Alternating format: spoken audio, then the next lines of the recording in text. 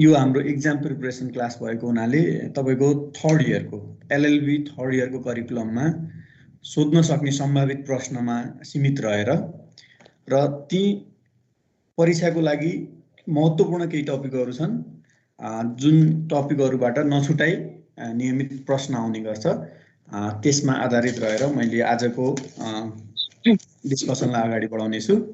मेरो आवाज राम्रोसँग सुनिराखेको छ? सुनेको छ सर, क्लियर। तपाईहरुको सिलेबसमा यसभन्दा अगाडि पनि हाम्रो क्लास भइसकेको हुनाले कोही नयाँ हुनुहुन्छ होला, कसैले क्लास लिनु भएको छ होला। म ब्रिफली जान्छु। तपाईहरुको सिलेबसमा मुख्य मेजर हेडिङ भनेको 4 वटा युनिटहरु छ, तर 4 वटा युनिट मध्ये टपिकहरु चाहिँ तपाईको धेरै छ। त्यसमध्ये पनि एक्जामको पर्सपेक्टिभबाट अहिलेसम्म गरेको के हो भनेर भन्दाखेरि क्वेशन पनि म डिल गर्छु। सर्वप्रथम यसको ओरिजिन र डेभलपमेन्टको कुरा प्रश्न अब पहिलो युनिट भएको हुनाले इन्ट्रोडक्सन च्याप्टरबाट प्राय जसो सोध्ने नै गर्छ। नेपालमा कम्पनीको विकासको के हो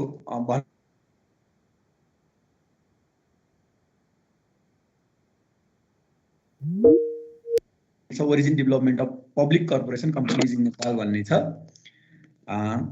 यसमध्ये नेपालमा कम्पनी कानुनको इतिहासको कुरा, कम्पनी कानुनको विकासको कुरा र कम्पनी स्थापना र विकासको कुरा र विश्वमा समग्र विश्वमा कम्पनीको स्थापना र विकासको कुरासँग जोडिएको एउटा प्रश्न रहन्छ। सर्वप्रथम मैले कम्पनीको विकासक्रमको बारेमा तपाईहरुलाई केही विषयवस्तुमा डिस्कस गर्न चाहन्छु। संसारमा औपचारिक रूपमा कम्पनीको विकासक्रमको सुरुवात कहाँबाट भयो भनेर भन्दाखेरि बेलायतबाट नै सुरु भयो। बेलायतबाट पनि कसरी औपचारिक रूपमा कम्पनीको विकासक्रम, कम्पनी भनेको एउटा सेपरेट लिगल इन्टाइटी हो, कम्पनी भनेको एउटा छुट्टै कानुनी हैसियत भएको व्यक्ति हो जसले आफ्नो तर्फबाट फिराद गर्न सक्छ, मुद्दा गर्न सक्छ, आफ्नो तर्फबाट कारोबार गर्न सक्छ भन्ने कुराको विकासक्रम, त्यो अवधारणाको विकासक्रम बेलायतबाट भएको मानिन्छ। बेलायतमा पनि कहिलेदेखि भयो भन्दाखेरि 17औं शताब्दीदेखि।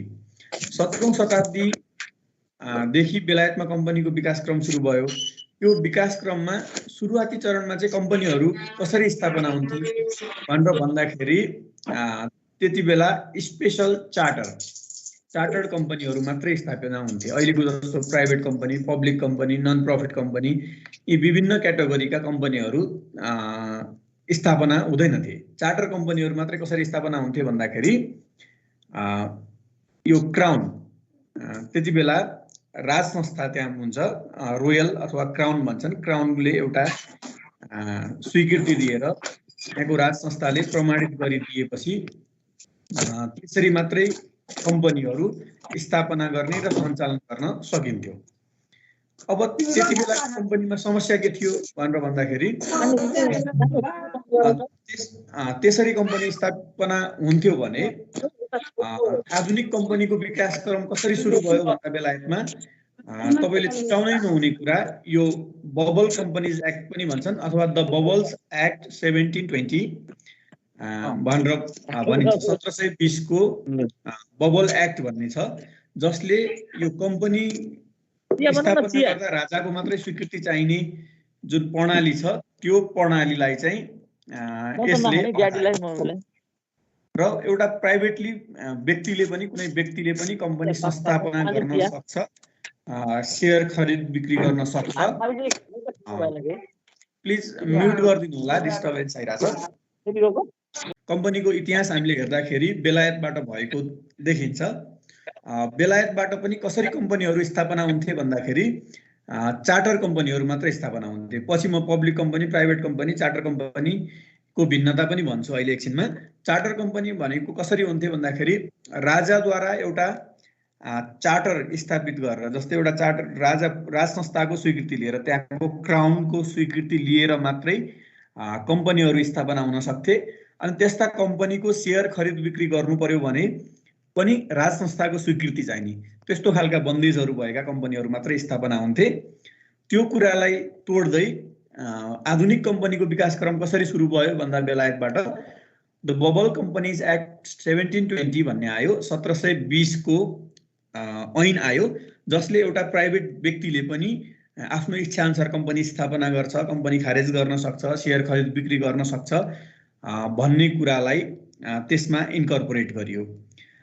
त्यसरी इन्कर्पोरेट गरिसकेपछि आधुनिक कम्पनीको विकासक्रम सुरु भयो र यसपछि औपचारिक रूपमा आधुनिक कम्पनीको विकासक्रम बेलायतबाट यसरी सुरु भइसकेपछि उदाहरणको लागि तपाईको पहिला चार्टर कम्पनीहरू स्थापना हुँदाखेरि इस्ट इन्डिया कम्पनी पनि इस्ट इन्डिया कम्पनीज एक्ट एउटा चार्टर बनेर स्पेशल ऐन बनाएर एउटा विशेष ऐन बनाएर मात्रै स्थापना गरिएको थियो। त्यसले संसारभर ब्रिटिसको कोलोनाइजेसन बिजनेसको माध्यमबाट कोलोनाइजेसन गर्ने साम्राज्य विस्तार गर्ने कार्यमा पनि भूमिका खेल्यो र त्योबाट पर गएर बबल कम्पनीज एक्टले के गर्यो भन्दाखेरि तपाई हामी त्यहाँका नागरिक भनौँ न त्यो देशका नागरिक एउटा इन्डिभिजुअलले पनि कम्पनी संस्थापना गर्न सक्ने सेयर खरिद बिक्री गर्न सक्ने प्रावधानलाई ल्याई आधुनिक कम्पनीको सुरुवात विकासक्रम ओरिजिन यसरी भयो। अब नेपालको कन्टेक्स्टमा जाँदाखेरि नेपालको सन्दर्भमा कम्पनीको इतिहास अथवा कम्पनी ऐनको इतिहास हामीले हेर्ने हो भने 1993 बाट यसलाई ट्रेस गर्न सकिन्छ। नेपालमा 1993 मा पहिलो कम्पनी कानुन आयो जसले चाहिँ के व्यवस्था गर्यो भन्दाखेरि यसले चाहिँ वाणिज्यसँग सम्बन्धित कुराहरू, व्यापारसँग सम्बन्धित कुराहरू, उत्पादनसँग सम्बन्धित कुराहरूलाई एउटा संस्थागत रूपले अगाडि बढाउनको निम्ति एकीकृत कानुनको विकास गर्यो जसलाई चाहिँ कम्पनी कानुन 1993 भनिन्छ। यसको प्रभाव चाहिँ यो कानुन कसरी प्रभावित इन्डियाबाट इन्डियाको कम्पनीज एक्टबाट प्रभावित भएर यो कानुन मस्यौदा गरेको देखिन्छ। त्यति बेला त्यो कानुन आइसकेपछि यसले पनि नेपालमा के कुरालाई प्रवेश गरायो भन्दाखेरि एउटा संस्थागत रूपमा कम्पनी स्थापना गर्न सकिने व्यवस्थालाई यसले इन्ट्रोड्युस गरायो। अब त्यो 1993 को कम्पनी ऐनको विशेषता के थियो, त्यसले नेपालको आधुनिक कम्पनी कानुनको विकासमा के योगदान गर्यो भन्ने सन्दर्भमा हेर्दाखेरि त्यसले चाहिँ कम्पनी स्थापनाको लागि एउटा प्राइभेट कम्पनी र पब्लिक कम्पनी स्थापना गर्ने पहिलो औपचारिक कानुन भनेको 1993 को कम्पनी ऐन थियो। अब यसमा यो ऐन चाहिँ किन लामो समयसम्म टिक्न सकेन भनेर भन्दाखेरि यसका डिफेक्टहरू के थिए, त्यसपछि आउने थप नयाँ ऐनहरूमा के विकासक्रम हुँदै गयो भनेर भन्ने सन्दर्भमा हेर्दाखेरि 1993 को ऐनमा पब्लिक कम्पनी र प्राइभेट कम्पनी बीचको स्पष्ट भिन्नता थिएन। यसका कमजोरीहरू है 1993 को ऐनको यो विकासक्रममा आउने कुरा भएकोले मैले जोड्दैछु। पब्लिक र प्राइभेट कम्पनी बीचको भिन्नता त्यहाँ छुट्याइदिएको अवस्था थिएन। त्यसपछि अब कम्पनी भनेको के हो भन्दाखेरि कम्पनी त सीमित दायित्व भएको संस्था हो। हुन्छ, यो च्याट बक्समा क्वेसन छोड्नु भएको छ, म क्वेसनलाई एड्रेस गर्छु है। अहिले लास्टमा मलाई डिस्कस गर्न दिनुस् अनि अन्तिममा म क्वेसनलाई एड्रेस गर्छु। त्यसपछि पब्लिक कम्पनी र प्राइभेट कम्पनी बीचको भिन्नताको विषयमा समेटिएको थिएन। त्यसपछि कम्पनी भनेको त सीमित दायित्व भएको निकाय हो भनेर हामीले थ्योरिटिकल्ली बुझ्ने के हो भन्दाखेरि कम्पनी भनेकै लिमिटेड लायबिलिटी भएको इन्स्टिट्युसन हो भन्छौँ। त्यो विषयमा हाम्रो अहिलेको कम्पनीज एक्ट कम्पनी ऐन 2063 को यो 3 मा नै छ व्यवस्था, दफा 3 मा नै व्यवस्था छ। त्यसपछि कम्पनी संस्थापना गर्दाखेरि हामीले प्रबन्ध पत्र नियमावलीमा नै के लेख्छौँ भन्दाखेरि यो कम्पनी सीमित दायित्व भएको कम्पनी रहनेछ भनेर भन्छौँ। त्यो व्यवस्था चाहिँ 1993 को कम्पनीज एक्टमा स्पष्ट रूपमा थिएन। यो म्यानेजिङ एजेन्ट सम्बन्धीको व्यवस्था र यो सेक्रेटरी सम्बन्धी व्यवस्था ऐनमा गरिएको भए पनि यसको परिभाषा चाहिँ गरिएको थिएन। म्यानेजिङ एजेन्ट भनेको के हो, कम्पनी सेक्रेटरी भनेको के हो, बोर्ड अफ डिरेक्टर भनेको के हो, यी यस्ता व्यवस्थाहरूको परिभाषाको अभावले पनि यो 1993 को ऐनको ऐन चाहिँ इन्कम्प्लिट थियो। तर यसका केही विशेषताहरू छन् जसले कम्पनी ऐनको विकासक्रममा महत्त्वपूर्ण योगदान दिएको छ। यसमा भएका विशेषतामध्ये केही कम्पनीसँग सम्बन्धित परिभाषाका कुरालाई चाहिँ यसले समेटेको छ। त्यो कम्पनी भनेको के हो, यसले चाहिँ यसको एउटा ऐनले नै लिखित परिभाषा दिएको छ। त्यसपछि शेयर भनेको के हो त्यसको परिभाषा दिएको छ। त्यसपछि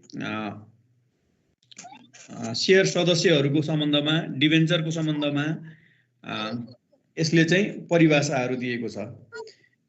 त्यसपछि यसले अर्को के कुरालाई जोड दिएको छ भन्दाखेरि तपाईको यो शेयरमा चाहिँ यो पछि प्रोस्पेक्टस भन्ने आउँछ, यो विवरण पत्रको अपरिहार्यता भन्ने कुरा आउँछ। यो पब्लिक कम्पनीको प्रोस्पेक्टसहरू अनिवार्य रूपमा प्रकाशित गर्नुपर्ने जुन व्यवस्था हुन्छ त्यसको बारेमा पनि यसमा प्रावधान राखिएको अवस्था थियो।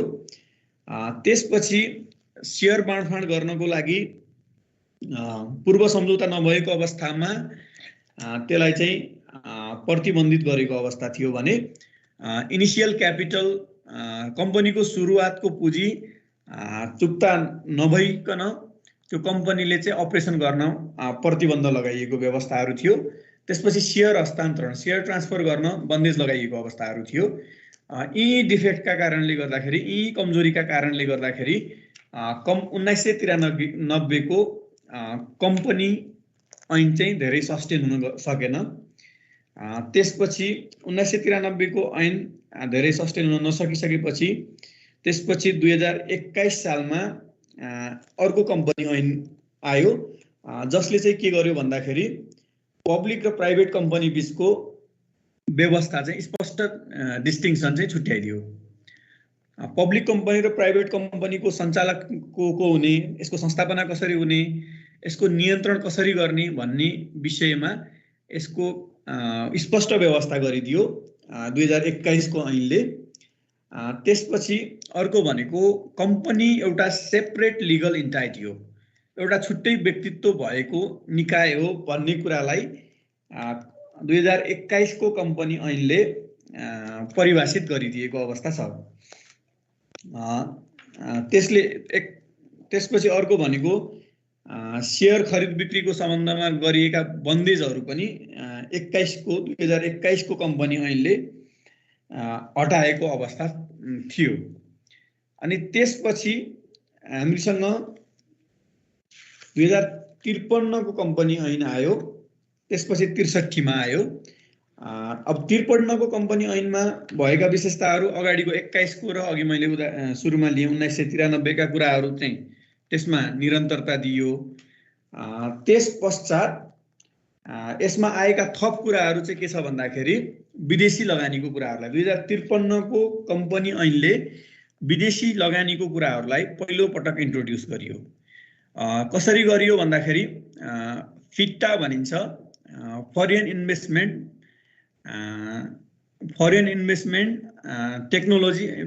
एन्ड टेक्नोलोजी ट्रान्सफर एक्ट भनिन्छ। विदेशी लगानी तथा प्रविधि हस्तान्तरण ऐन 2049 आयो। 2049 को त्यो ऐनको रिफ्लेक्सन केमा देखियो भन्दाखेरि 2053 सालको कम्पनी कानुनमा देखियो। यसले विदेशी लगानी, विदेशी कम्पनी खडा गर्न सक्ने सम्बन्धमा र शाखा कार्यालय खोल्न सक्ने सम्बन्धमा पनि कानुनी व्यवस्थाहरूलाई 2053 को कम्पनी ऐनले इन्ट्रोड्युस गर्यो। त्यसपछि फेरि अझै विकसित हुँदै गएर 53 कोमा के समस्या थियो भन्दाखेरि शाखा कार्यालयकोमा समस्या थियो। त्यसपछि कम्पनी 1993 को कम्पनी एक्ट हो कि कम्पनी ल भन्नुभएको छ, एक्ट र ल एउटै हो है। स्ट्याच्युट, एक्ट, इनेक्टमेन्ट, ल भन्नु एउटै हो समग्रमा। ल भनेको अलिकति विरत हो। क्वेसन म लास्टमा एड्रेस गर्छु। 2053 को र 63 को ऐनमा के भिन्नता छ, यसको डेभलपमेन्ट कसरी भएको छ। 53 को ऐनमा चाहिँ विदेशी लगानी, विदेशी कम्पनीले शाखा कार्यालय खोल्न सक्ने सम्बन्धी प्रावधानहरू इन्ट्रोड्युस गरियो। त्यसपछि विदेशी लगानी भित्र्याउने सम्बन्धी प्रावधानहरू र प्रविधि हस्तान्तरण सम्बन्धी प्रावधानहरू पनि कम्पनी ऐनले समावेश गर्यो। त्यसबाहेक अर्को भनेको कम्पनीमा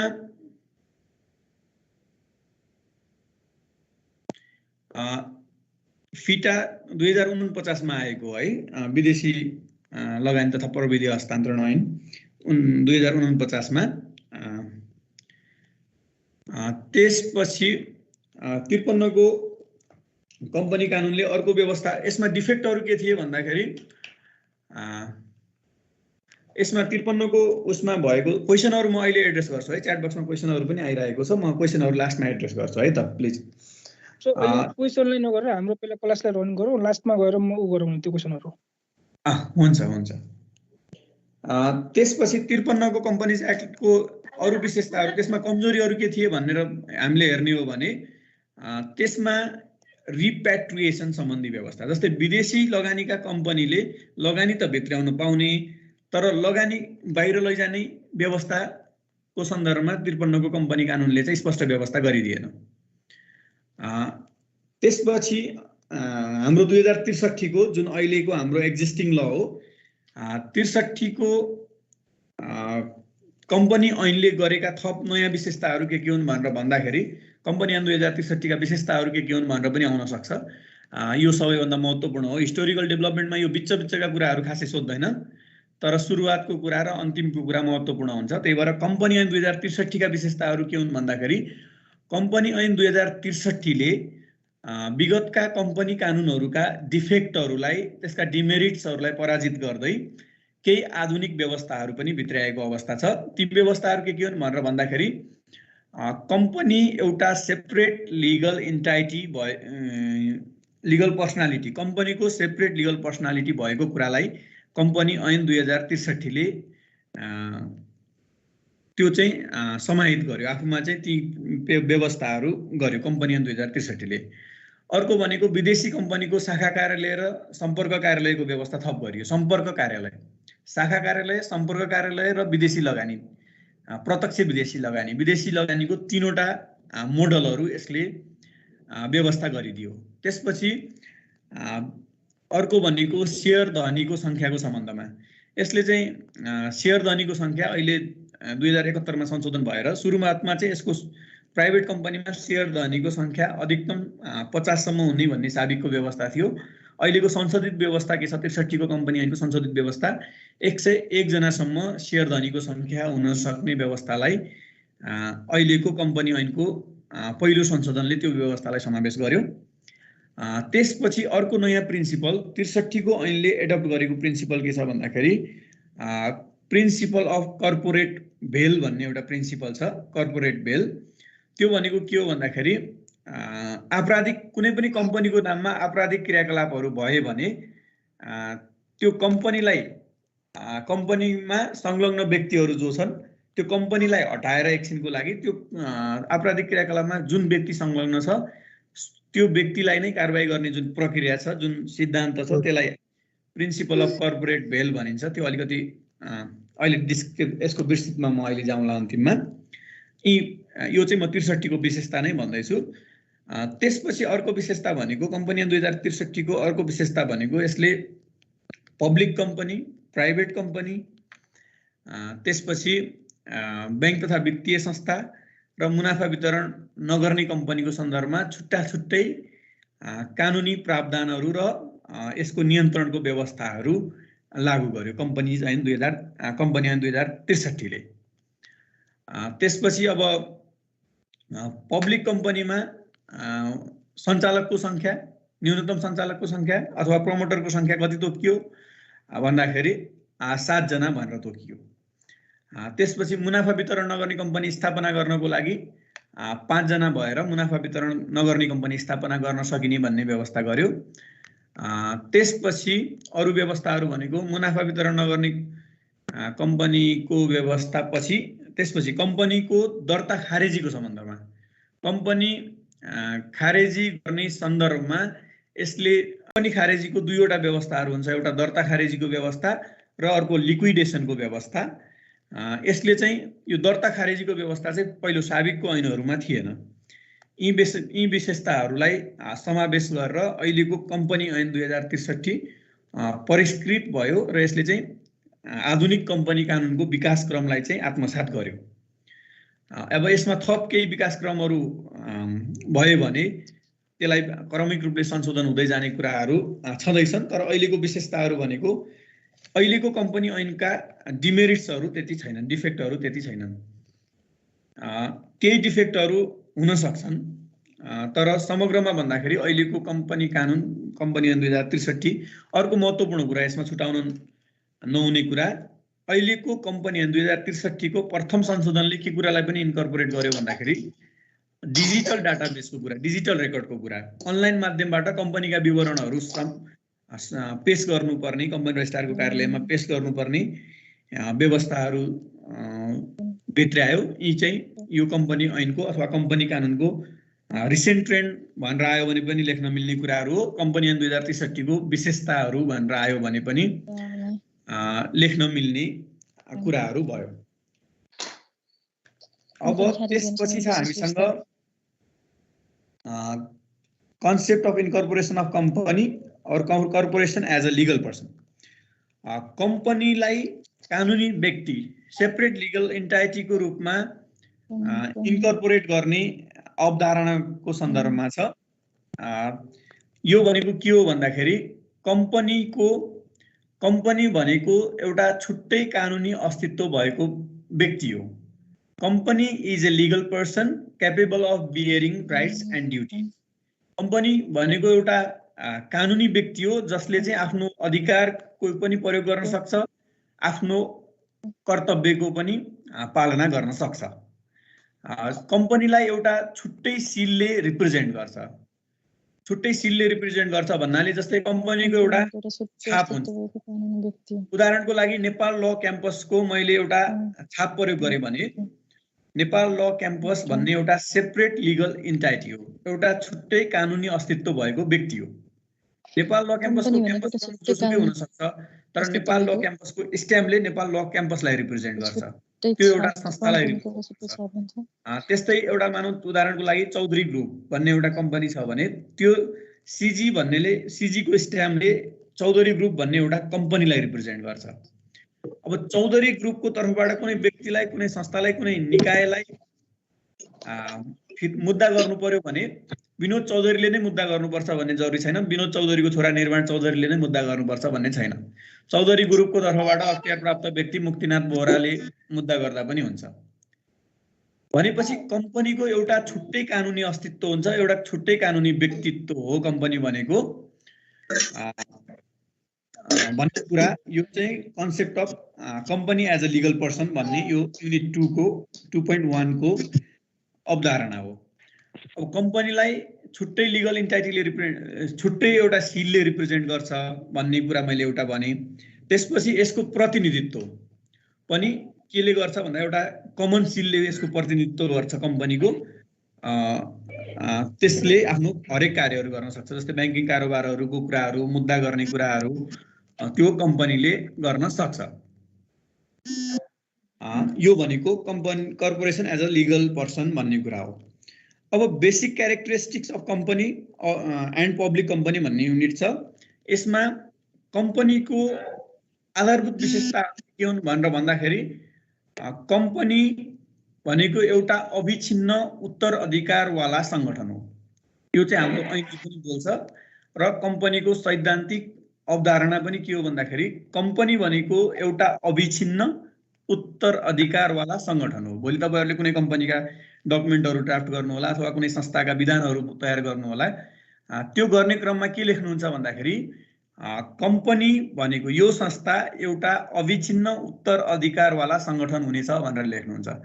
तपाईले कुनै एउटा कम्पनी स्थापना गर्नुभयो भने एउटा व्यक्ति मरेर जान्छ, तर त्यो कम्पनी लिगल्ली त्यसरी त्यसलाई कानुनी रूपले जसरी त्यसको जन्म दिइयो त्यसरी कानुनी रूपमा त्यसको अन्त्य नगरेसम्म त्यो कम्पनी जीवित रहन्छ। त्यो कम्पनी जीवित रहन्छ। त्यसकारणले गर्दाखेरि कम्पनी भनेको अविच्छिन्न उत्तराधिकारवाला सङ्गठन हो। क्वेशन पनि त्यसैमा सीमित रहेर पनि आउन सक्छ। कम्पनी एउटा अविच्छिन्न उत्तराधिकारवाला सङ्गठन हो, यसको व्याख्या गर्नुहोस् भनेर यो टाइपको क्वेशन पनि आउन सक्छ। र यसलाई कसरी व्याख्या गर्नुहुन्छ भन्दाखेरि तपाईहरुले यही बेसिसमा व्याख्या गर्नुहुन्छ। कम्पनी कसरी अविच्छिन्न उत्तराधिकारवाला सङ्गठन हो भन्दाखेरि कम्पनी कानुनी रूपमा खारेजी नगरेसम्म त्यसको अस्तित्व कहिले पनि समाप्त हुँदैन। कम्पनीका शेयर धनीहरू परिवर्तन हुन सक्छन्, सञ्चालकहरू परिवर्तन हुन सक्छन्, तर कम्पनी निरन्तर हजारौं वर्षसम्म पनि कम्पनी टिकिरहन्छ। कानुनी रूपमा त्यसको लिगल डेथ नभएसम्म, लिगल्ली वाइन्डिङ अफ, खारेजीलाई वाइन्डिङ अफ पनि भन्छ, वाइन्डिङ अफ नभएसम्म, लिक्विडेसन नभएसम्म त्यो कम्पनी चलिरहने हुँदाखेरि कम्पनी भनेको उत्तराधिकारवाला सङ्गठन हो। अब एउटा त्यो भयो। त्यसपछि अर्को भनेको प्राइभेट कम्पनीमा व्यक्तिको सीमित दायित्व हुन्छ। जस्तै कम्पनीमा व्यक्तिको सीमित दायित्व हुन्छ भन्नुको अर्थ के हो भन्दाखेरि अब कम्पनी भनेको लिमिटेड लायबिलिटी भएको इन्स्टिट्युसन हो भनेर त हामीले भन्छौँ, जेनरली भन्छौँ, तर त्यसको मिनिङ के हो त? लिमिटेड लायबिलिटीको मिनिङ के हो, सीमित दायित्वको मिनिङ के हो भनेर भन्दाखेरि उदाहरणको लागि मानव मुक्तिजी र म मिलेर एउटा कम्पनी खोल्यौँ, उहाँको 10% सेयर, मेरो 90% सेयर भयो त्यो कम्पनीमा। त्यो 1 करोडको कम्पनी छ भने त्यो भोलि कम्पनी घाटामा जाने स्थिति आयो, त्यो कम्पनी डुब्ने स्थिति आयो भने, अथवा त्यो कम्पनीले कुनै ऋण लिएको छ, मानौ 1 करोडको कम्पनी छ, 10 करोड ऋण लिन पनि सक्छ, 10 करोड ऋण लगेको छ, मुक्तिजीको सेयर 10% छ भने भोलि त्यो कम्पनीको 100% लोन, 10 करोड लोन मध्ये 9 करोड लोन तिर्ने दायित्व मेरो मात्रै हो। सीमित दायित्व भनेको त्यो हो। सेयरको पर्सेन्टेज जति छ त्यति मात्रै दायित्व व्यवहार गर्न, दायित्व निर्वाह गर्न त्यो व्यक्ति बाध्य हुन्छ, त्योभन्दा बढी तिर्न ऊ बाध्य हुँदैन। मानौ कि भोलि त्यो 10 करोड मैले मेरो कम्पनीले तिर्न सकेन भने मुक्तिजीको सारा सम्पत्ति, मानौ मुक्तिजीको सम्पत्ति 10 करोडको होला, मुक्तिजीको 10 करोडको सम्पत्ति बेचेर मानौ मेरो 1 करोडको मात्रै सम्पत्ति होला भने मुक्तिजीको 10 करोड सम्पत्ति मध्ये 9 करोड बेचेर तिर्ने, मेरो 1 करोड बेचेर तिर्ने भन्ने हुँदैन। मुक्तिजीसँग 10 करोडको प्रपर्टी भए पनि उहाँ 1 करोड मात्रै तिर्न बाध्य हुनुहुन्छ भने म 9 करोड तिर्न बाध्य छु। हो, सीमित दायित्वको अवधारणा भनेको के हो भन्दाखेरि यही हो। सेयरको पर्सेन्टेज अनुसार, सेयरको पोर्सन अनुसार मात्रै दायित्व निर्वाह गर्नुपर्छ कम्पनीका सेयरधनीले। अब उसले बेनिफिट पाउँदा पनि त्यही रेसियोमा पाउने भएकोले कम्पनी भनेको एउटा लिमिटेड लायबिलिटी भएको इन्स्टिट्युसन हो। यो चाहिँ कम्पनीको अर्को विशेषता हो। अर्को विशेषता भनेको कम्पनीलाई प्रतिनिधित्व गर्ने एउटा छुट्टै सिलको व्यवस्था गरिएको हुन्छ, छापको। कम्पनीलाई प्रतिनिधित्व गर्ने एउटा छुट्टै छापको व्यवस्था गरिएको हुन्छ। अर्को विशेषता, कम्पनीले आफ्नो तर्फबाट अर्काका विरुद्ध नालिस गर्न पनि सक्छ र आफ्नो विरुद्ध भएको नालिसमा प्राइभेट कम्पनी भनेको कुनै एक वा एक भन्दा बढी व्यक्ति मिलेर एउटा साझा निश्चित उद्देश्य सहित स्थापना गरिएको कम्पनी प्राइभेट कम्पनी हो भने पब्लिक कम्पनी भनेको 7 जनादेखि न्यूनतम 7 जना भएर खोल्न सकिन्छ। 7 जना वा सोभन्दा बढी व्यक्तिहरू मिलेर कम्पनी 7 र 7 जनाभन्दा बढी व्यक्तिहरू मिलेर पब्लिक इन्ट्रेस्टको लागि एउटा साझा उद्देश्य बोकेर कम्पनी स्थापना गर्छन् भने त्यस्तो कम्पनीलाई पब्लिक कम्पनी भनिन्छ। र अर्को यसको भिन्नता के छ भन्दाखेरि प्राइभेट कम्पनी र पब्लिक कम्पनीको भिन्नताको अर्को आधार के हो भन्दाखेरि यसको सेयरधनीको सङ्ख्या। सेयरधनीको सङ्ख्यामा प्राइभेट कम्पनीमा तपाईले न्यूनतम 1 जनादेखि 101 जनासम्म सेयरधनी राख्न सकिन्छ भने पब्लिक कम्पनीमा सेयरधनीको व्यवस्था हुँदैन। पब्लिक कम्पनीमा प्रोमोटर भनेर भनिन्छ। सेयरधनी भनेको साधारण सेयरधनी भन्ने हुन्छ। साधारण सेयरधनी र तपाईको प्रोमोटर भनेर दुईटा क्याटेगोरीको सेयरधनी हुन्छ पब्लिक कम्पनीमा। अर्को भिन्नता भनेको पब्लिक कम्पनीमा प्राइभेट कम्पनीमा सञ्चालक समितिको व्यवस्था छुट्टै नियमावलीमा भए बमोजिम हुन्छ भने पब्लिक कम्पनीमा न्यूनतम 7 जनाको प्रमोटर हुनै पर्ने व्यवस्था छ, सञ्चालक हुनै पर्ने व्यवस्था छ। त्यसमध्ये स्वतन्त्र सञ्चालकको व्यवस्था पनि अनिवार्य गरिएको छ पब्लिक कम्पनीमा। इन्डिपेन्डेन्ट डिरेक्टरको व्यवस्था अनिवार्य गरिएको छ पब्लिक कम्पनीमा भने प्राइभेट कम्पनीमा इन्डिपेन्डेन्ट डिरेक्टरको व्यवस्था हुँदैन। अर्को भिन्नता के छ भन्दाखेरि प्राइभेट कम्पनीमा सेयर बिक्री, खरिद बिक्री सम्बन्धी अर्को भिन्नताको आधार भनेको सेयर खरिद बिक्रीको आधार छ। प्राइभेट कम्पनीमा रेस्ट्रिक्टेड मेम्बरलाई, एउटा निश्चित व्यक्तिलाई मात्रै सेयर बिक्री गर्न मिल्छ भने अथवा लिमिटेड ग्रुपमा सेयर बिक्री गर्न मिल्दैन। सेयर खरिद बिक्रीको कुरा त्यो भयो। त्यसपछि अर्को भिन्नता भनेको कम्पनी प्रोस्पेक्टसको। पब्लिक कम्पनीमा अनिवार्य रूपमा कम्पनीको प्रोस्पेक्टस प्रकाशित गर्नुपर्ने हुन्छ। वार्षिक साधारण सभा गर्नुभन्दा अगावै अथवा सेयर खरिद बिक्री गर्नुभन्दा अगावै कम्पनीको प्रोस्पेक्टस प्रकाशित गर्नुपर्ने हुन्छ भने प्राइभेट कम्पनीमा कम्पनी प्रोस्पेक्टस प्रकाशित गर्नुपर्ने अनिवार्य व्यवस्था छैन, जरुरी छैन। त्यसपछि सेयर खरिद बिक्रीको अर्को विशेषता के छ भन्दाखेरि प्राइभेट कम्पनीमा सेयर खरिद बिक्री गर्नको लागि सार्वजनिक आह्वान गर्नु पर्दैन, सार्वजनिक सूचना निकाल्नु पर्दैन भने पब्लिक कम्पनीमा सेयर खरिद बिक्री गर्नको लागि सार्वजनिक आह्वान गर्नुपर्छ, पब्लिक कल गर्नुपर्छ, जसलाई हामीले आइपिओ एफपिओ भनेर सेयर मार्केटमा हुनुहुन्छ भने त्यो जानकारी होला। आइपिओ एफपिओ भनेर जारी गर्ने गरिएको छ। त्यसपछि अर्को भनेको वार्षिक साधारण सभाको व्यवस्थामा पनि यसको भिन्नता छ। वार्षिक साधारण सभा गर्दाखेरि प्राइभेट कम्पनीको एकल सेयरधनी भएको प्राइभेट कम्पनीमा वार्षिक साधारण सभाको व्यवस्था हुँदैन। बहुल सेयरधनी भएको प्राइभेट कम्पनीमा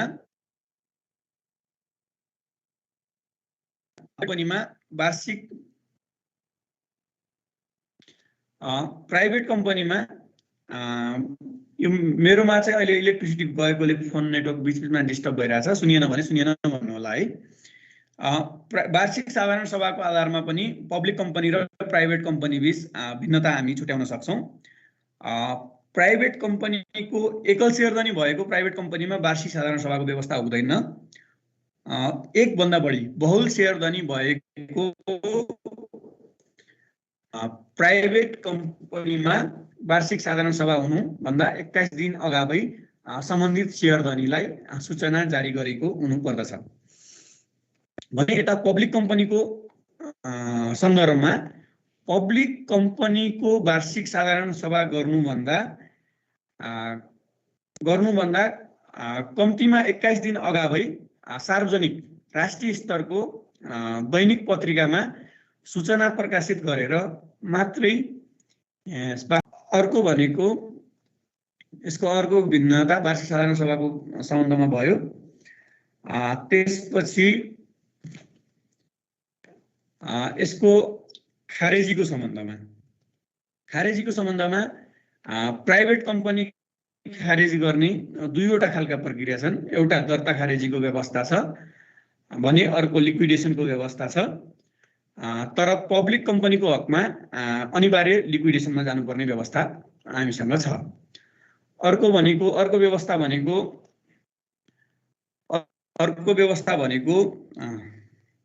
अर्को यसको पब्लिक र प्राइभेट कम्पनी बीचको भिन्नता सञ्चालकको आधारमा मैले भने, संस्थापनाको आधारमा भने, त्यसपछि तपाईको परिभाषाको आधारमा, सेयर खरिद बिक्रीको आधारमा। यति नै हो यसको महत्त्वपूर्ण भिन्नताहरू पब्लिक कम्पनी र प्राइभेट कम्पनी बीच। अब प्राइभेट कम्पनी र अहिले म लिक्विडेसनमा आउँछु है। लिक्विडेसन भनेको के हो भनेर मेसेजमा आउनु भएको छ, म अन्तिममा आउँछु है। त्यो छ, त्यसको छुट्टै टपिक छ लिक्विडेसनको। लिक्विडेसन भनेको डिटेलमा म अहिले एक्सप्लेन गर्छु। यसपछि अर्को हाम्रो इम्पोर्टेन्ट टपिक छ nature and types of companies and corporation.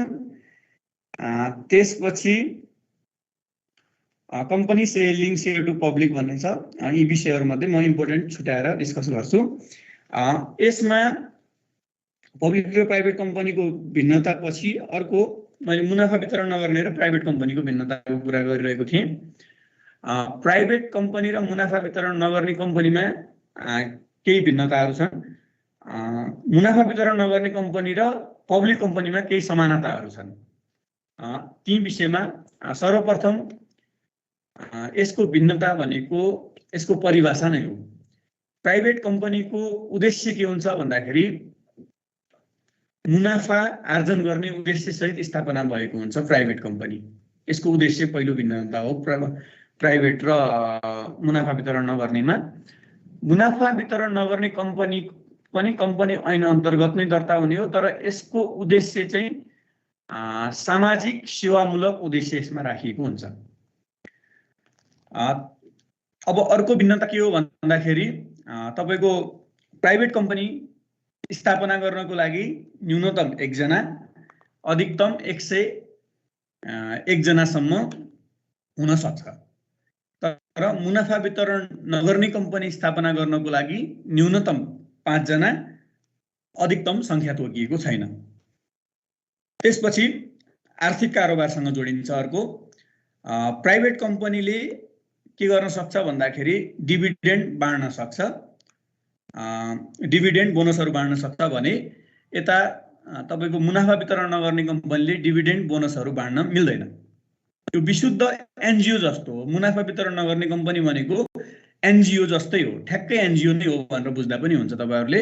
एनपिओ भन्ने चलन छ मुनाफा वितरण नगर्ने कम्पनी भनेको। त्यसपछि यसको अर्को भिन्नता के छ भन्दाखेरि कम्पनीले खर्च गर्न कति पाउँछ त भन्ने सन्दर्भमा हेर्नुभयो भने प्राइभेट कम्पनीले यति मात्रै खर्च गर्नुपर्छ भन्ने लिमिटेसन छैन भने तपाईको पब्लिक कम्पनीको सन्दर्भमा अथवा यो मुनाफा वितरण नगर्ने कम्पनीको सन्दर्भमा मुनाफा वितरण नगर्ने कम्पनीले आफ्नो टोटल आयको 20% भन्दा बढी रकम कार्यालयको खर्चमा अथवा अपरेसनको खर्चमा गर्न पाउँदैन। यो अर्को खर्च गर्ने भिन्नताको कुरा।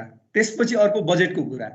प्राइभेट कम्पनीमा बजेट सम्बन्धी व्यवस्था हुँदैन, तर पब्लिक कम्पनीमा तपाईको मुनाफा वितरण नगर्ने कम्पनीमा आगामी आर्थिक वर्षको अनुमानित आय व्यय चाहिँ पहिले नै स्वीकृत गराएर लिनुपर्छ। कम्पनी रजिस्ट्रारबाट अनुमानित आय व्यय स्वीकृत गरेर मात्रै खर्च गर्न पाउने व्यवस्था मुनाफा वितरण नगर्ने कम्पनीमा हुन्छ। यी मुनाफा वितरण नगर्ने कम्पनी र प्राइभेट कम्पनी बीचका भिन्नताहरू भयो।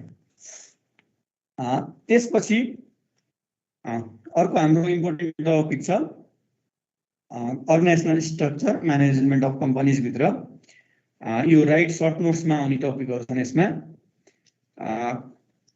राइट सर्ट नोट्समा आउने टपिकमा प्री इन्कर्पोरेसन एग्रिमेन्ट भन्ने छ एउटा, पूर्व संस्थापना करार भनिन्छ यसलाई नेपालीमा। यो भनेको के हो भन्दाखेरि एग्रिमेन्ट भनेको कुनै पनि कम्पनी स्थापना गर्नु पूर्व कम्पनीका संस्थापकहरूले कम्पनी स्थापना शेयर खरिद बिक्रीको आधार के हुने, शेयर खरिद बिक्रीमा शर्त बन्देजहरू केही राख्नुपर्ने छ कि छैन, सञ्चालक समितिको संख्या के कति हुने, अथवा केही विशेष एग्रिमेन्ट भनेको के हो भन्दाखेरि पूर्व सम्झौता करार भनिन्छ जसलाई नेपालीमा। यो भनेको के हो भन्दाखेरि कुनै पनि कम्पनी स्थापना गर्दा कम्पनीका संस्थापकहरूले त्यो स्थापना गर्नु पूर्व नै केही शर्त बन्देजहरू राखेर करार गरेका हुन्छन्। त्यो कम्पनी स्थापना गर्दाखेरि लागेको खर्च कसले बिहोर्ने, त्यो कम्पनीमा शेयर के आधारले बाँडफाँड गर्ने, त्यसपछि अन्य कुनै व्यक्तिको नाममा पनि शेयर हुन सक्छ त्यो सन्दर्भमा, त्यसपछि शेयर खरिद बिक्री गर्न कुनै शर्त बन्देज लगाउने हो कि अथवा न्यूनतम कम्पनीको शेयर धनी हुनको लागि न्यूनतम कति शेयर खरिद गर्नुपर्ने हो, यी विषयहरूमा संस्थापकहरू बीच एउटा पूर्व सम्झौता हुन्छ। त्यो पूर्व सम्झौतालाई प्री इन्कर्पोरेसन एग्रिमेन्ट भनिन्छ। यसको कानुनी मान्यता हैसियत के हो भन्दाखेरि यो बाइन्डिङ नेचरको हुँदैन है। यो कस्तो खालको नेचरको हुन्छ भन्दाखेरि कम्पनी स्थापना भइसकेपछि त्यो कम्पनीलाई यो बाध्यकारी होइन, तर संस्थापकहरू बीचको एउटा समझदारी चाहिँ हो। त्यो कुरालाई पछि जस्तै कम्पनी स्थापना गर्नुभन्दा पहिला तपाईको प्री इन्कर्पोरेसन एग्रिमेन्ट छैन भने, पूर्व संस्थापना करार छैन भने पछि कम्पनी स्थापना गर्दा लागेको खर्च कसले बिहोर्ने भन्ने सन्दर्भमा विवाद हुन सक्छ। त्यस्ता विवादहरू भयो भने त्यो पूर्व सम्झौता पूर्व संस्थापना करार त्यसको रेफरेन्सको रूपमा रहन्छ र त्यसले त्यस्ता विवादहरू समाधान गर्नको लागि सहयोग पुर्याउँछ। यो बाध्यकारी होइन, यो चाहिँ अप्सनल मात्रै हो त्यो कम्पनीको लागि अवलम्बन गर्नु भन्ने कुरा यो प्री इन्कर्पोरेसन एग्रिमेन्टको कुरा हो। त्यसपछि हामीसँग छ कम्पनी प्रस्पेक्टस भन्ने। यो कम्पनी प्रस्पेक्टस भनेको कम्पनीको विवरण पत्र भनिन्छ। यो नर्मल्ली प्राइभेट कम्पनीमा कम्पनी प्रस्पेक्टसको अवधारणा छैन, यो चाहिँ पब्लिक कम्पनीको अवधारणा हो।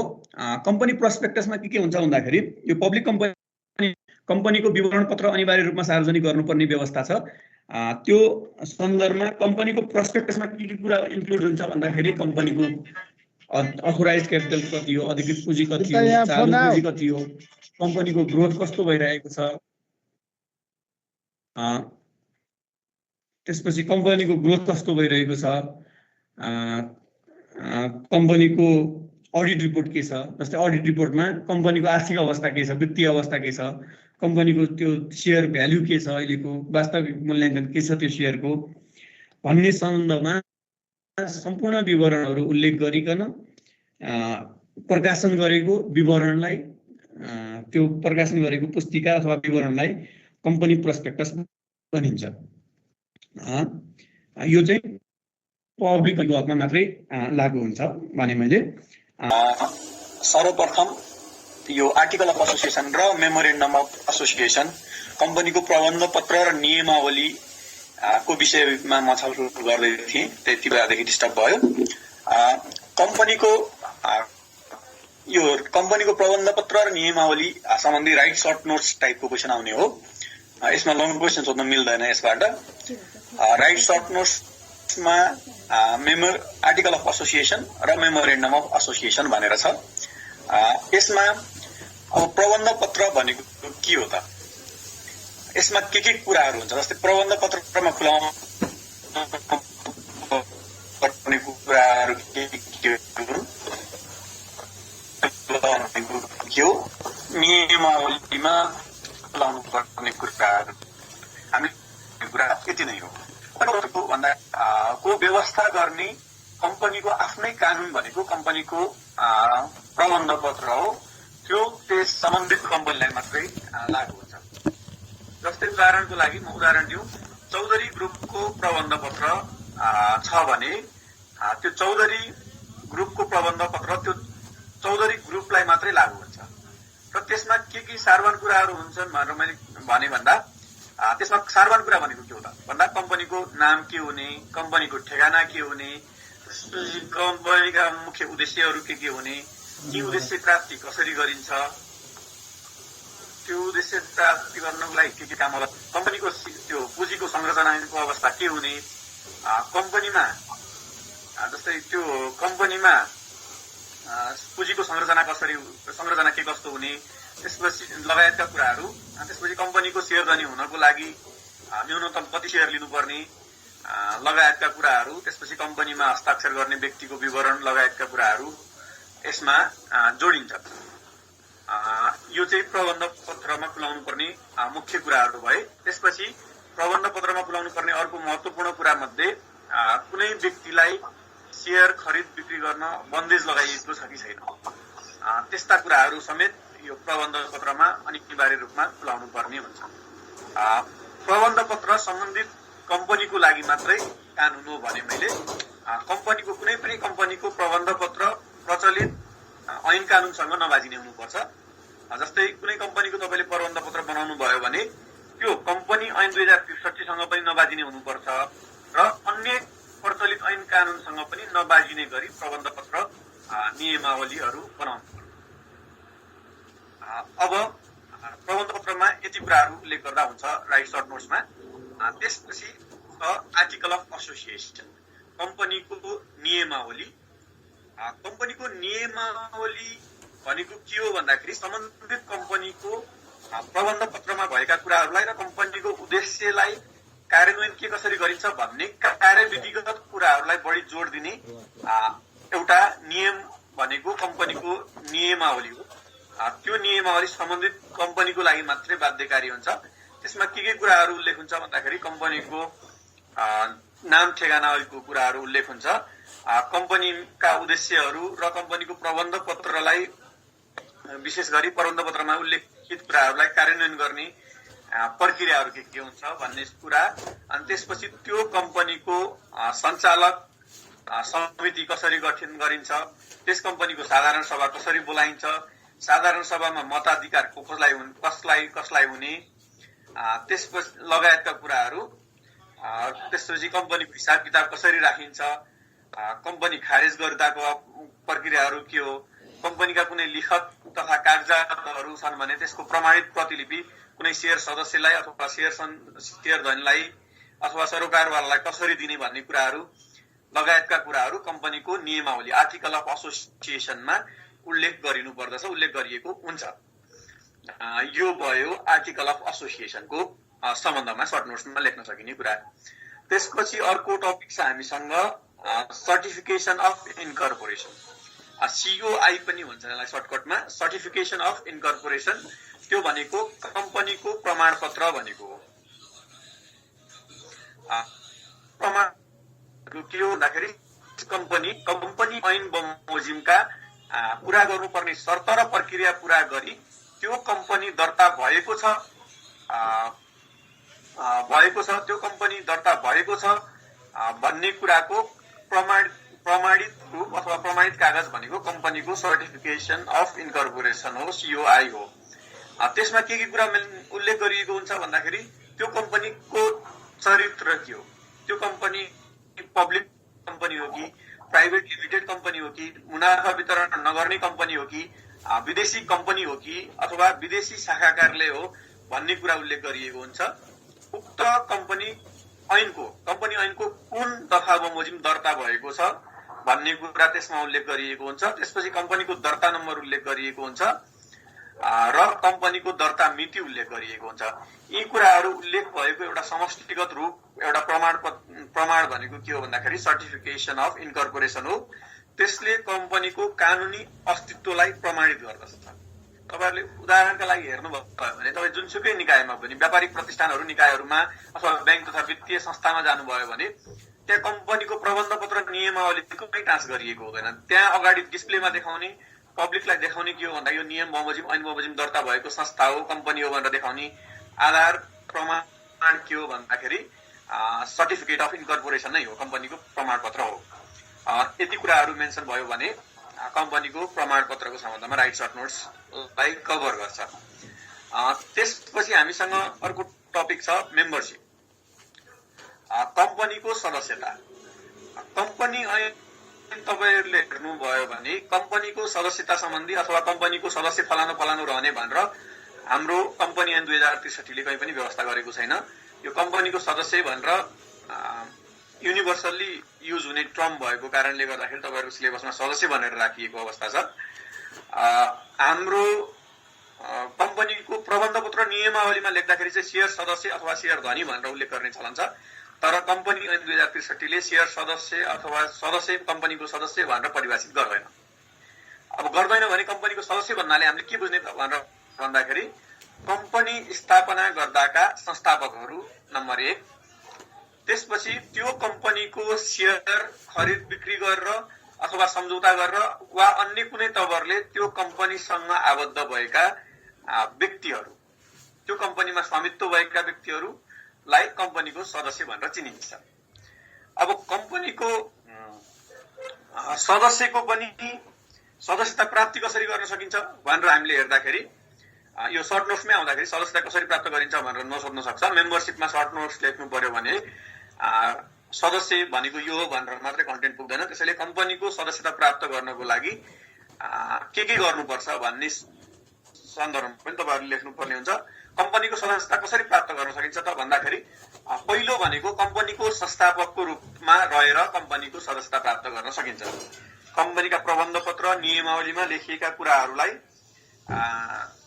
समर्थन जनाएर ती शर्तहरू मन्जुर गरेर कम्पनीको सुरुवात संस्थापना गर्ने बेलादेखि नै कम्पनीको संस्थापकको रूपमा कम्पनीको सदस्यता प्राप्त गर्न सकिन्छ, नम्बर 1।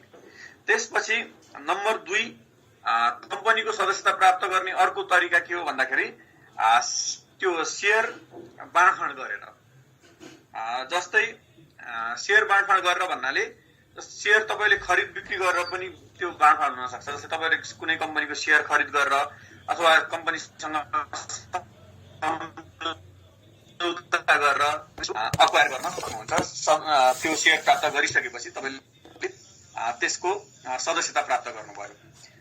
त्यसपछि अर्को व्यवस्था छ बाइ ट्रान्सफर। तपाईले कम्पनीको एउटा व्यक्तिको नाउँमा भएको शेयर कुनै पनि विधिद्वारा, चाहे खरिद बिक्री होस् चाहे अन्य कुनै कानुनी प्रक्रियाद्वारा होस् हस्तान्तरण गरेर कम्पनीको सदस्य बन्न सक्नुहुन्छ। अर्को यसको प्रोसेस त सदस्यता प्राप्त गर्ने अर्को प्रोसेस छ बाई सक्सेसन भनिन्छ। यो भनेको के हो भन्दाखेरि यो तपाईको एन्सेस्टर अथवा तपाईको पुर्खाहरूको कसैको नाममा भएको शेयर उहाँहरूको मृत्युपछिको हस्तान्तरण हुन्छ। मृत्युपछिको हस्तान्तरण भएर पनि एउटा व्यक्तिको शेयर अर्को व्यक्तिमा सरेर जान सक्छ। त्यसरी पनि कम्पनीको सदस्यता प्राप्त गर्न सकिन्छ। र पब्लिक कम्पनीको हकमा चाहिँ कम्पनीको सदस्यता प्राप्त गर्ने तरिका भनेको कसरी हुन्छ भन्दा पब्लिक कम्पनीले के गर्छन् भन्दाखेरि आइपिओहरू खुलाउँछन्, एफपिओहरू खुलाउँछन्, राइट शेयरहरू खुलाउँछन्। त्यस्तो शेयर खुलाएको बखत निवेदन गरेर पनि कम्पनीको सदस्यता प्राप्ति गर्न सकिन्छ। यो भयो कम्पनीको सदस्यता प्राप्त गर्ने तरिका। अब तपाईहरुको अर्को टपिक छ शेयर्स। शेयरमा पनि यसको टाइप्सहरु र त्यसपछि शेयरको बाँडफाँड अलटमेन्ट भन्छ जसलाई शेयर बाँडफाँड र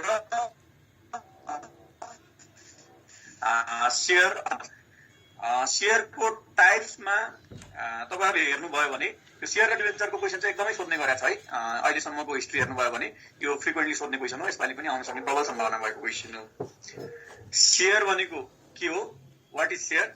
what are the various types of shares? Differentiate between share and debenture. यो खालको क्वेशन प्राय सोध्ने गर्छ कम्पनी लमा। अब शेयर्सको टाइप्सहरु भन्दाखेरि हामीले सामान्यतया यसलाई चाहिँ तीनवटा प्रकारको शेयरहरु हामीले अध्ययन गर्छौं कम्पनी लमा। पहिलो भनेको अर्डिनरी शेयर, जुन चाहिँ कम्पनीका संस्थापकहरूले कम्पनी संस्थापना गर्दाखेरि लिन कबुल गरेको शेयर हो। त्यसलाई चाहिँ अर्डिनरी शेयर भनिन्छ। त्यसपछि अर्को शेयर भनेको प्रिफरेन्स शेयर भनिन्छ। कम्पनीको प्रबन्ध पत्र र नियमावलीमा नै छुट्टै व्यवस्था गरी कुनै पनि शेयर धनीलाई अग्राधिकार दिने गरी केही विशेष अधिकार दिने गरी छुट्याइएको शेयर भनेको प्रिफरेन्स शेयर हो। अब साधारण शेयर र प्रिफरेन्स शेयरमा अर्डिनरी शेयर र प्रिफरेन्स शेयरमा डिफरेन्स के छ भन्दाखेरि यसको भिन्नता के हो भनेर भन्दाखेरि साधारण शेयर धनीले यसको भिन्नता कति बेला मात्रै छुटिन्छ भन्दाखेरि यसबाट प्राप्त गर्ने मुनाफा नम्बर 1। दोस्रो भनेको यसले तिर्नु पर्ने बुझाउनु पर्ने ऋणको कुरा र पछि यो कम्पनी खारेजीमा जाँदाखेरि लिक्विडेसनमा जाँदाखेरि कसको ऋण धन चाहिँ पहिला तिर्ने। यदि मानव कम्पनी लसमा छ, कम्पनी खारेज गर्नु पर्यो भने पहिलो प्राथमिकता त्यसबाट आउने रिटर्न हुन्छ नि। कम्पनीको कुनै सम्पत्ति हुन्छ, खारेजीमा जानु पर्दाखेरि त्यस्ता सम्पत्तिहरू लिलाम बिक्री गर्नुपर्ने हुन्छ। त्यस्तो अवस्थामा प्राथमिकता कसले पाउने भन्ने सन्दर्भमा यसको सम्बन्धमा यो प्रिफरेन्स शेयर र अर्डिनरी शेयरको भिन्नता छ। अर्डिनरी शेयर धनीले अन्तिममा मात्रै कम्पनी खारेजीमा गयो भने मात्र लड्छ, तर प्रिफरेन्स शेयरले अग्राधिकार प्राप्त अथवा प्राथमिकता प्राप्त शेयर धनीले कम्पनी खारेजी हुने अवस्थामा प्राथमिकता पाउँछ। जस्तै यसको मूल भिन्नता के हो भन्दा यो प्रिफरेन्स शेयर होल्डरले कम्पनी खारेज गर्नु पर्यो भने सर्वप्रथम प्रिफरेन्स शेयर होल्डर र यो साउको ऋण धन चुक्ता गरिन्छ। त्यसपछि दोस्रो प्राथमिकतामा के आउँछ भन्दाखेरि प्रिफरेन्स शेयर, यो प्राथमिकता प्राप्त शेयर धनीको रकम फिर्ता गरिन्छ। त्यसपछि बल्ल बच्यो भने मात्रै साधारण शेयर धनीको लगानी गर्ने। नभए सुरुमा यदि कुनै कम्पनी साधारण भाषामा बुझ्दाखेरि कुनै कम्पनी डुब्यो भने साधारण शेयर धनी डुब्ने चान्स बढी हुन्छ भने यो प्रिफरेन्स शेयर होल्डरको यसको भिन्नता हो। त्यसपछि अर्को भनेको राइट शेयर भनेर पढ्छौं, अग्राधिकार प्राप्त शेयर। यो शेयर भनेको के हो? राइट शेयर भनेको के हो भन्दाखेरि यो नर्मल्ली पब्लिक कम्पनीहरूले इस्यु गर्छन् यो शेयर। राइट शेयर भनेको के हो भन्दाखेरि कुनै पनि कम्पनीको पहिले नै शेयर धनी भइसकेको सदस्यले मात्रै प्राथमिकता पाउने गरी सदस्यले मात्रै लिन पाउने गरी भनौँ, प्राथमिकता भन्दा पनि सदस्यले मात्रै लिन पाउने गरी, किन्न पाउने गरी जारी गरिएको सेयर के हो भन्दाखेरि राइट सेयर हो। तपाईहरु धेरै जस्तै कम्पनी लको स्टुडेन्ट हुनुहुन्छ, लको डिफ्रेन्ट ब्याकग्राउन्डको हुनुहुन्छ, पब्लिक कम्पनीमा आइपिओहरू त तपाईहरुले हाल्ने गर्नु भएको छ होला। त्यो आइपिओहरू हालिसकेपछि तपाईसँग कुनै कम्पनीको मानौ 10 किता 20 किता आइपिओ छ, त्यो कम्पनीको फेरि राइट सेयर खुल्यो भने तपाईले आफ्नो पर्सन जति छ, आफ्नो सेयर जति छ, त्यसको रेशियोमा, त्यसको अनुपातमा राइट सेयर पनि भर्न पाउनुहुन्छ। हो, त्यो भनेको राइट सेयर हो। तपाई कम्पनीको सेयर धनी भएको कारणले, तपाईले अलरेडी नै कम्पनीको सेयर धनी भएको कारणले तपाईको हक, स्वतः हक सिर्जना भइकन तपाईले त्यो सेयर खरिद गर्न पाउनुहुन्छ भने त्यो भनेको राइट सेयर हो। प्रिफरेन्स सेयर र राइट सेयरमा के फरक छ भनेर यहाँ च्याट बक्समा छोड्नु भएको छ, म यति बेलै क्लियर गरिदिन्छु त्यो कुरा। प्रिफरेन्स सेयर र राइट सेयर मूल भिन्नता के हो भन्दाखेरि प्रिफरेन्स सेयरमा कम्पनीको प्रबन्ध पत्र र नियमावलीले के कस्ता अधिकार रहने भन्ने कुरा सिर्जना गरिदिएको हुन्छ। जस्तै उदाहरणको लागि कुनै कम्पनीको मैले 20 किता प्रिफरेन्स सेयर प्राप्त गरेको छु भने नियमावलीले नै छुट्टै व्यवस्था के गर्यो भन्दाखेरि यस कम्पनीको प्रिफरेन्स सेयर होल्डरलाई, प्राथमिकता प्राप्त सेयर धनीलाई नाफाको अन्य साधारण सेयर धनी भन्दा 10% बढी दिने अथवा 50% बढी मुनाफा दिने भनेर पनि त्यो लेख्न सकिन्छ। एक सेकेन्ड मैले इन्टरप्ट गरेँ, एकै सेकेन्ड।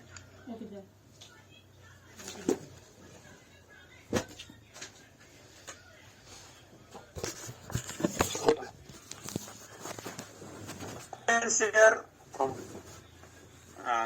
प्रिफरेन्स र राइटको डिफरेन्स के हो भन्दाखेरि यो प्रिफरेन्स सेयर भनेको तपाईको प्राइभेट कम्पनीमा मात्रै हुन्छ नर्मल्ली। पब्लिक कम्पनीमा त्यो खालको डिस्क्रिमिनेसन गर्न मिल्दैन, किन भन्दा प्रिफरेन्स सेयर र अर्डिनरी सेयरमा डिस्क्रिमिनेसन हुन्छ। तर राइट सेयरको हकमा के हो भन्दाखेरि तपाईँ कम्पनीको सेयर धनी भएको कारणले तपाईको कानुनले नै सिर्जना गर्यो, त्यो सेयर खरिद गर्न पाउने कानुनले नै तपाईको हक सिर्जना गरिदियो।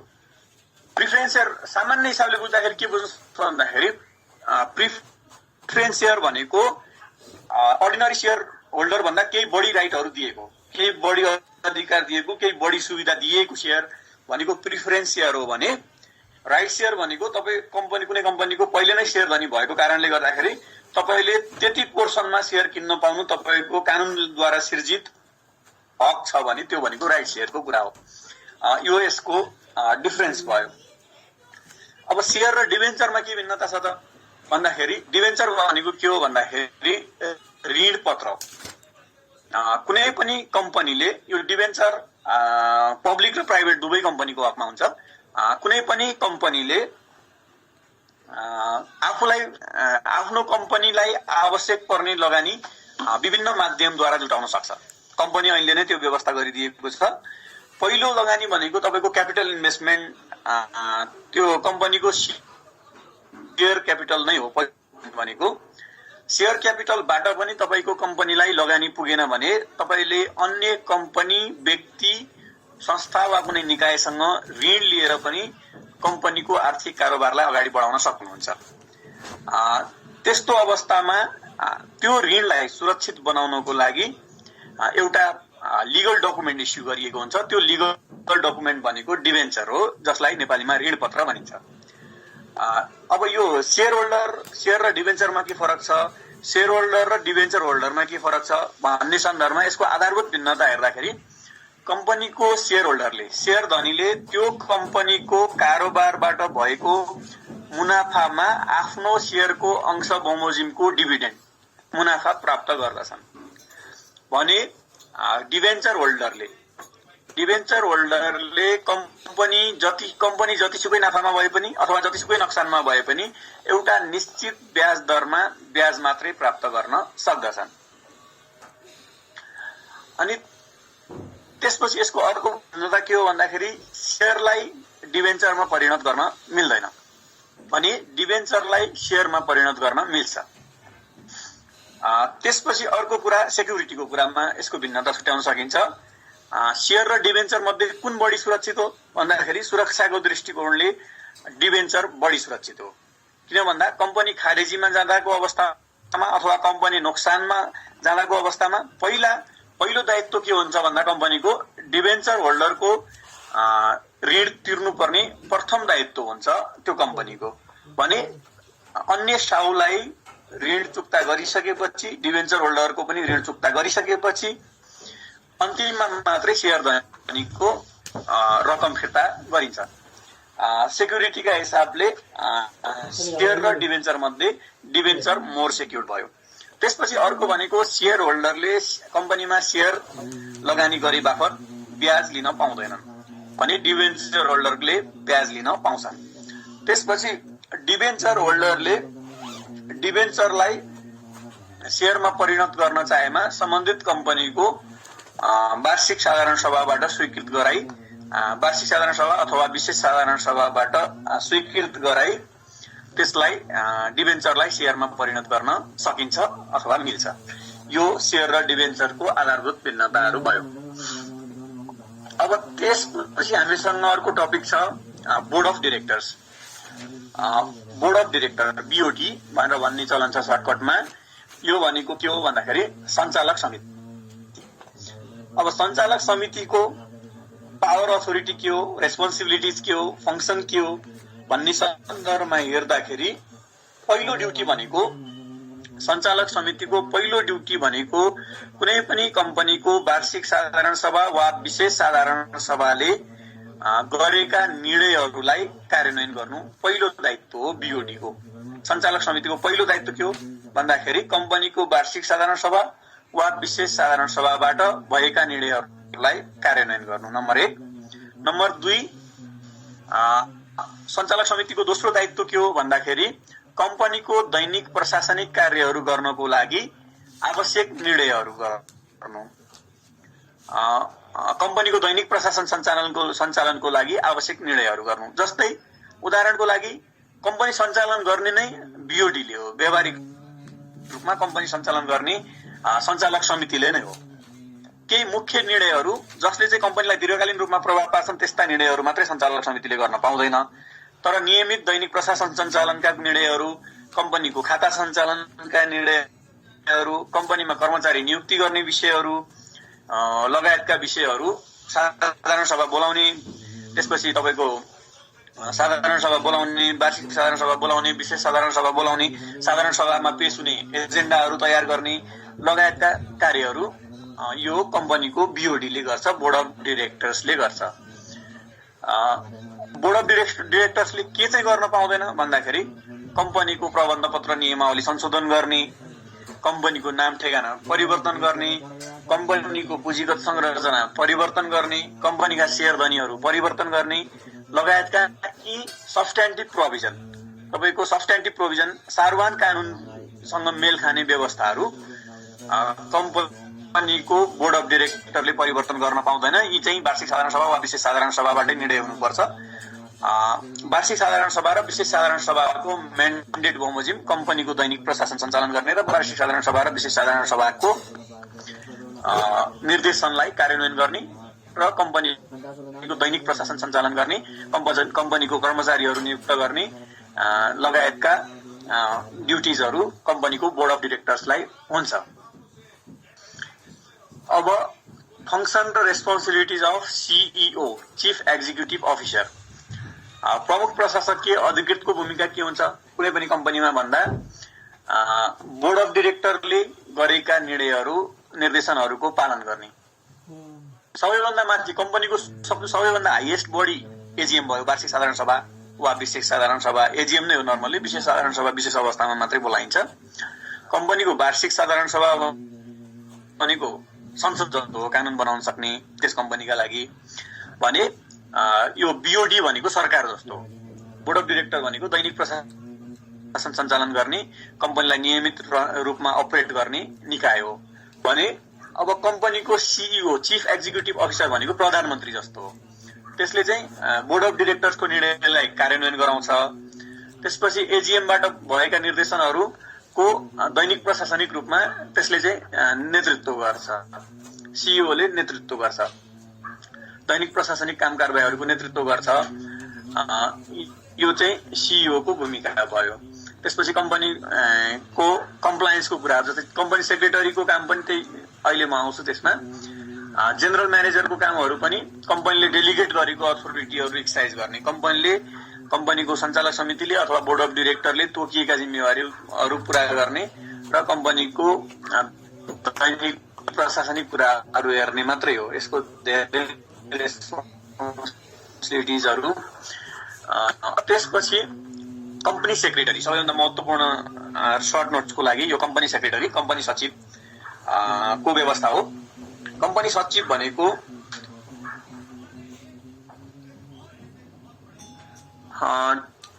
च्याट बक्समा क्वेसन सोध्नु भएको छ, म अहिले त्यो पनि एड्रेस गर्छु। Difference between general MD and CEO भन्नुभएको छ।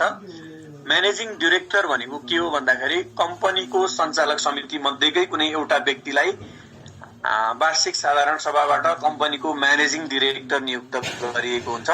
त्यसलाई प्रबन्ध सञ्चालक भनिन्छ। प्रबन्ध सञ्चालकले सञ्चालक समितिका निर्णयहरू प्रमाणित गर्ने काम गर्छ, सञ्चालक समितिमा एजेन्डाहरू प्रस्तुत गर्ने काम गर्छ।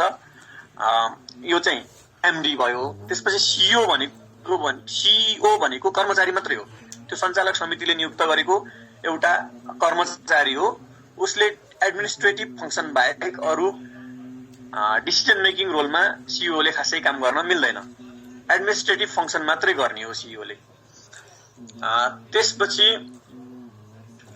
Delegation of authority from board to management भन्छ। अब जेनरल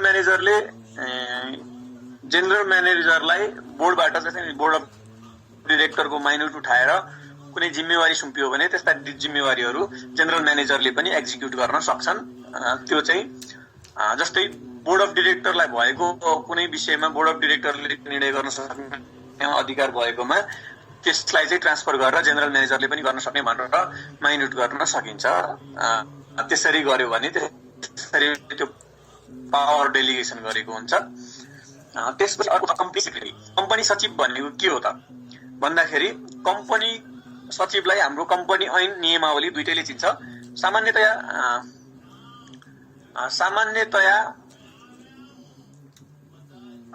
यहाँ च्याट बक्समा क्वेसन राख्नु भएको छ।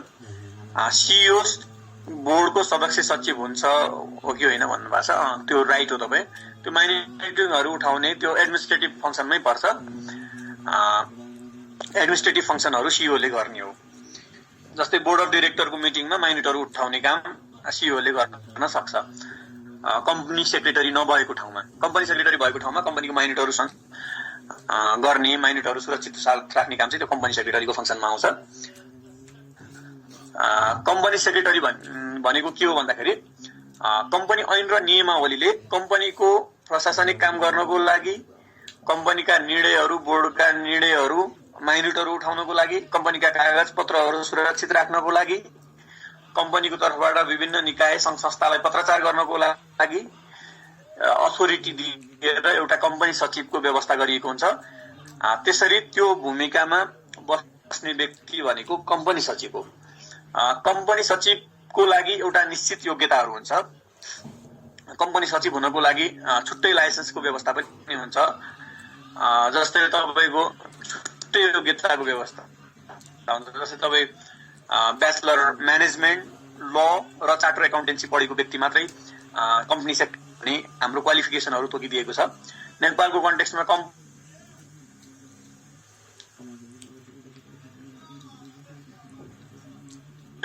ब्याचलर लेभलको कोर्स पनि हुन्छ।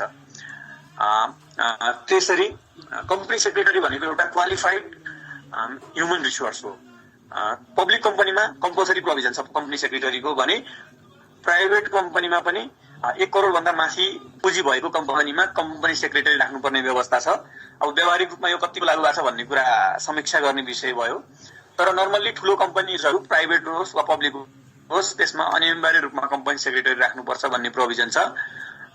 त्यसको कारण के हो भन्दाखेरि कम्पनीका कागजातहरू, माइन्युटहरू, निर्णयहरू लिगल्ली कम्प्लाइड हुन्, ऐन कानुनसँग नबाजिन् र त्यसको करस्पोन्डेन्स पनि टाइमली होस् भन्ने हिसाबले यो कम्पनी सेक्रेटरीको व्यवस्था गरिएको हुन्छ। कम्पनी सेक्रेटरीले कम्पनीको एजिएम र बोर्डका निर्णयहरू, माइन्युटहरू सुरक्षित साथ राख्ने कम्पनीका निर्णयहरू माइनटहरू प्रमाणित गर्ने अधिकार पनि हुन्छ यसलाई, कम्पनी सेक्रेटरीलाई प्रमाणित गर्ने र बोर्डले सुम्पिएको अथवा वार्षिक साधारण सभाले सुम्पिएको अन्य जिम्मेवारीहरू पूरा गर्ने लगायतका कार्य गर्दछ कम्पनी सेक्रेटरीले। यो चाहिँ कम्पनी सेक्रेटरीको कुरा भयो। त्यसपछि अर्को छ वाइन्डिङ अपको व्यवस्था। वाइन्डिङ अप भनेको कम्पनी बन्द गर्ने प्रक्रिया हो, कम्पनी खारेजी गर्ने प्रक्रिया हो। वाइन्डिङ अप भनेको कुनै पनि कम्पनीलाई दुईवटा तरिकाले बन्द गर्न सकिन्छ, समाप्त गर्न सकिन्छ। वाइन्डिङ अपको मिनिङ समाप्ति भन्ने बुझ्नुहोस्। कुनै पनि कम्पनीको समाप्ति कानुनी प्रक्रियाद्वारा कम्पनीको जन्म हुन्छ भने कम्पनीको समाप्ति पनि कानुनी प्रक्रियाद्वारा मात्रै हुन्छ।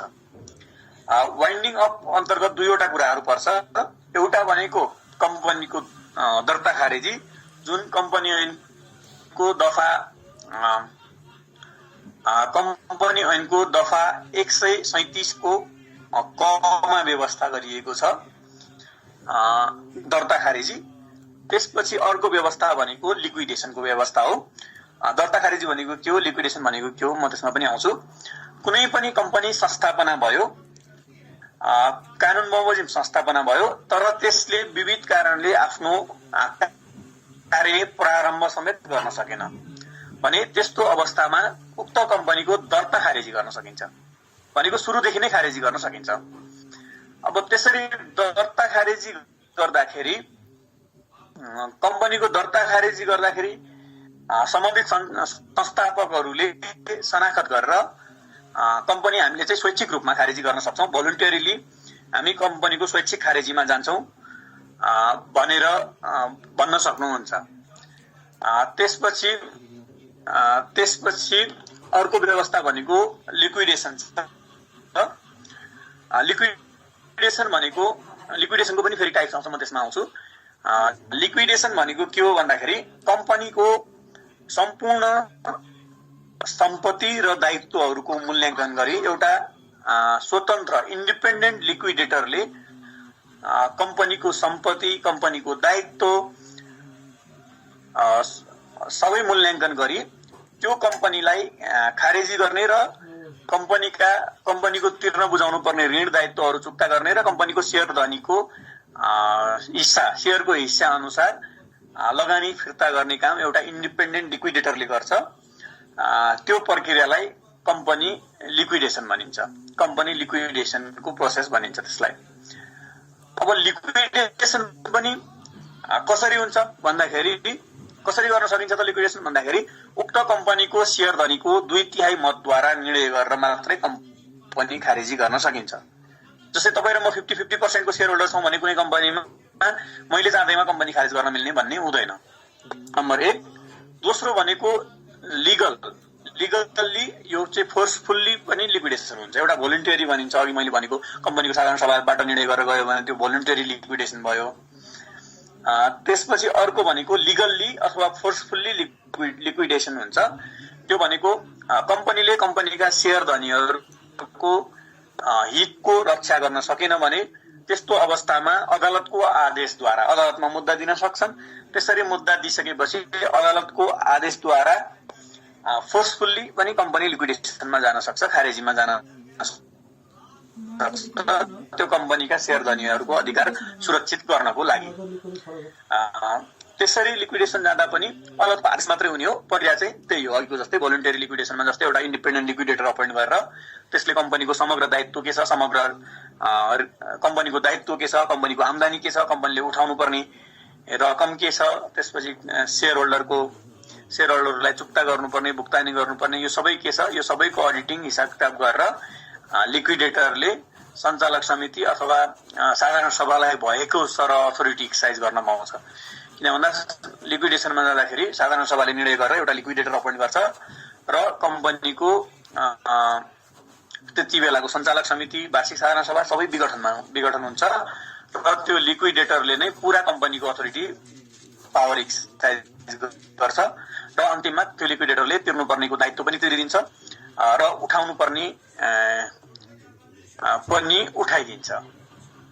अब दामासाहीमा परेको के हो भनेर भन्नुभएको छ यो मेसेजमा।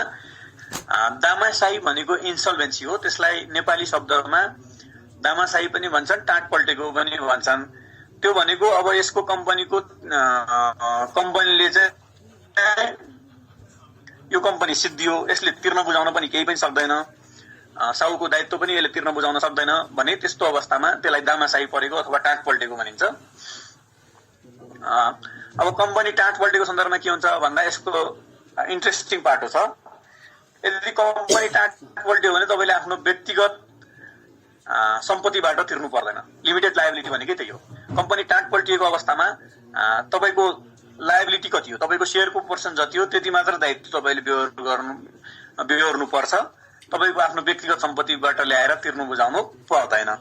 त्यही भएर कम्पनीको लिमिटेड लायबिलिटीको अवधारणा यो हो। त्यसपछि अर्को छ यसमा suit proceeding by and against companies and corporation भन्ने छ। अब कम्पनी कर्पोरेसनले मुद्दा गर्न सक्ने अथवा फिर्याद गर्न सक्ने वा कम्पनी कर्पोरेसन विरुद्ध मुद्दा गर्न सक्ने सम्बन्धी व्यवस्थाको कुरालाई यसमा समेटिएको छ। यसले सोध्ने गरेको छैन। आइरहेको छ च्याट बक्समा। सकिन लाग्यो, किन भन्दा टपिकहरू सकिन लाग्यो अनि त्यसपछि म क्वेसनहरू मात्रै लिन्छु। अब कम्पनी कर्पोरेसनले मुद्दा गर्न सक्ने र कम्पनी कर्पोरेसनलाई मुद्दा गर्न सक्ने सम्बन्धी व्यवस्थामा हामी छलफल गर्दैछौँ। कम्पनी भनेको सेपरेट लिगल इन्टाइटी हो, त्यसको सेपरेट पर्सनालिटी हुन्छ भनेर भन्यो। त्यसको छुट्टै कानुनी अस्तित्व र हैसियत हुन्छ। कम्पनी भनेको छुट्टै कानुनी व्यक्ति हो। कुनै पनि कम्पनीले गर्न मिल्छ र त्यो कम्पनीको नामको विरुद्ध पनि देवानी फौजदारी दुवै क्लेम लिएर मुद्दा गर्न मिल्छ। तर फौजदारीको सन्दर्भमा कम्पनी विरुद्ध जाँदाखेरि त्यसको एउटा छुट्टै लिगल प्रिन्सिपल छ, जुन मैले हिजो पनि भने डक्ट्रिन अफ कर्पोरेट भेल भनिन्छ। त्यो भनेको के हो भन्दाखेरि त्यति पहिले सोध्नु छ क्वेसन सोधौँ भने डक्ट्रिन अफ कर्पोरेट भेल अथवा प्रिन्सिपल अफ कर्पोरेट भेल अथवा write short notes on corporate veil भनेर सोध्न सक्छ।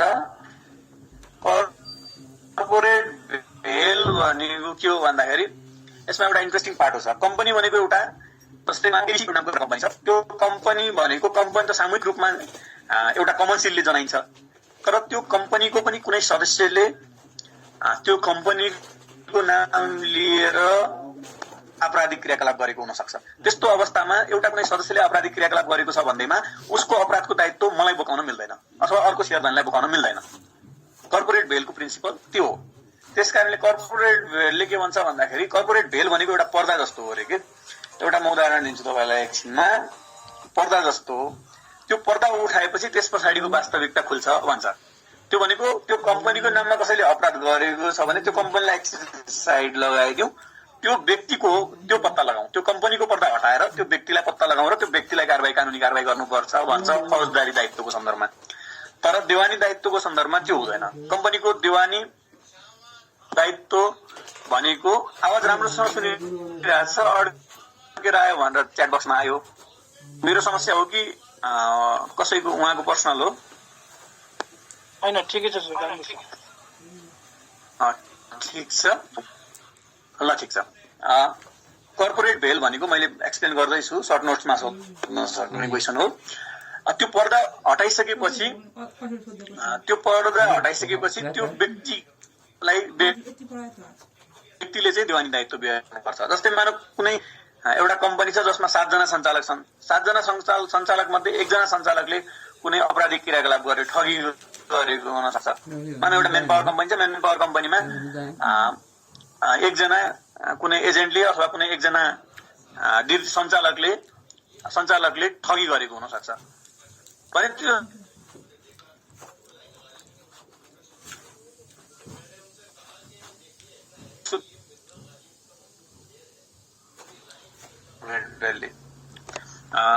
त्यो भनेको कर्पोरेट भेलको प्रिन्सिपल भयो। त्यसपछि अर्को छ सोसियल रेस्पोन्सिबिलिटिज अफ कम्पनी। कम्पनीको सामाजिक उत्तरदायित्व सीआरएस भन्ने कर्पोरेट सोसियल रेस्पोन्सिबिलिटिज भन्ने टर्म पनि अहिले एकदमै व्याप्त र प्रचलित शब्द हो। कर्पोरेट सोसियल रेस्पोन्सिबिलिटिज भनेको के हो भन्दाखेरि यो चाहिँ वेलफेयर स्टेटको कन्सेप्टसँग जोडिन्छ। अलिकति पोलिटिकल टर्म हो यो। यो कसरी वेलफेयर स्टेटसँग जोडिन्छ भन्दाखेरि आधुनिक समाजमा कुनै पनि कम्पनी उद्योग हजुर आवाज प्रष्ट छैन? छ सर, छ ठिकै रहेछ त सर। क्लियर छ सर। क्लियर छ त? ठिक छ। कुनै पनि कम्पनीहरूले के गर्छन् भन्दाखेरि समाजमा भएको अथवा तपाईँको यो संसारमा भएको कुनै देशमा भएको लिमिटेड रिसोर्सेसहरू हुन्छ, त्यो रिसोर्सेसहरू नै उनीहरूले युटिलाइज गरिराखेको हुन्छ। केही साझा स्रोतहरू पनि हुन्छ, जस्तै खोला, हावा, पानी, यस्ता कुराहरू तपाईँ हाम्रा साझा सम्पत्ति हुन्। तर उद्योग कल कारखानाहरूले ती साझा सम्पत्तिहरूलाई प्रयोग गरेका हुन्छन्। त्यसपछि उनीहरूले आफ्नो आर्थिक मुनाफाको लागि तपाईँ हामीलाई पनि केही क्षति पुर्याएको हुन्छन्। जस्तै कुनै कल कारखाना खुल्यो,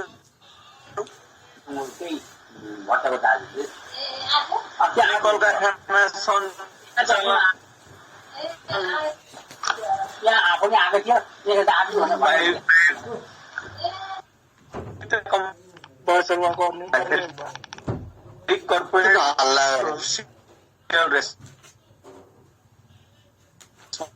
रेस्पोन्सिबिलिटी हो। त्यो भनेको के हो भन्दा सामाजिक, प्लिज म्युट गरिदिनु होला। कर्पोरेट सोसियल रेस्पोन्सिबिलिटिज अन्तर्गत विभिन्न कम्पनीहरूले एउटा आफ्नो निश्चित सीआरएस फन्ड भन्ने खडा गरेका हुन्छन्। त्यो भनेको सामाजिक काममा खर्च गर्नुपर्ने हुन्छ। जस्तै विद्यालय, स्वास्थ्य संस्था, खानेपानी, सार्वजनिक शौचालयहरू, सार्वजनिक बगैँचा, उद्यानहरू निर्माणमा ती कम्पनीले त्यो फन्ड खर्च अनिवार्य रूपमा खर्च गर्नुपर्ने हुन्छ।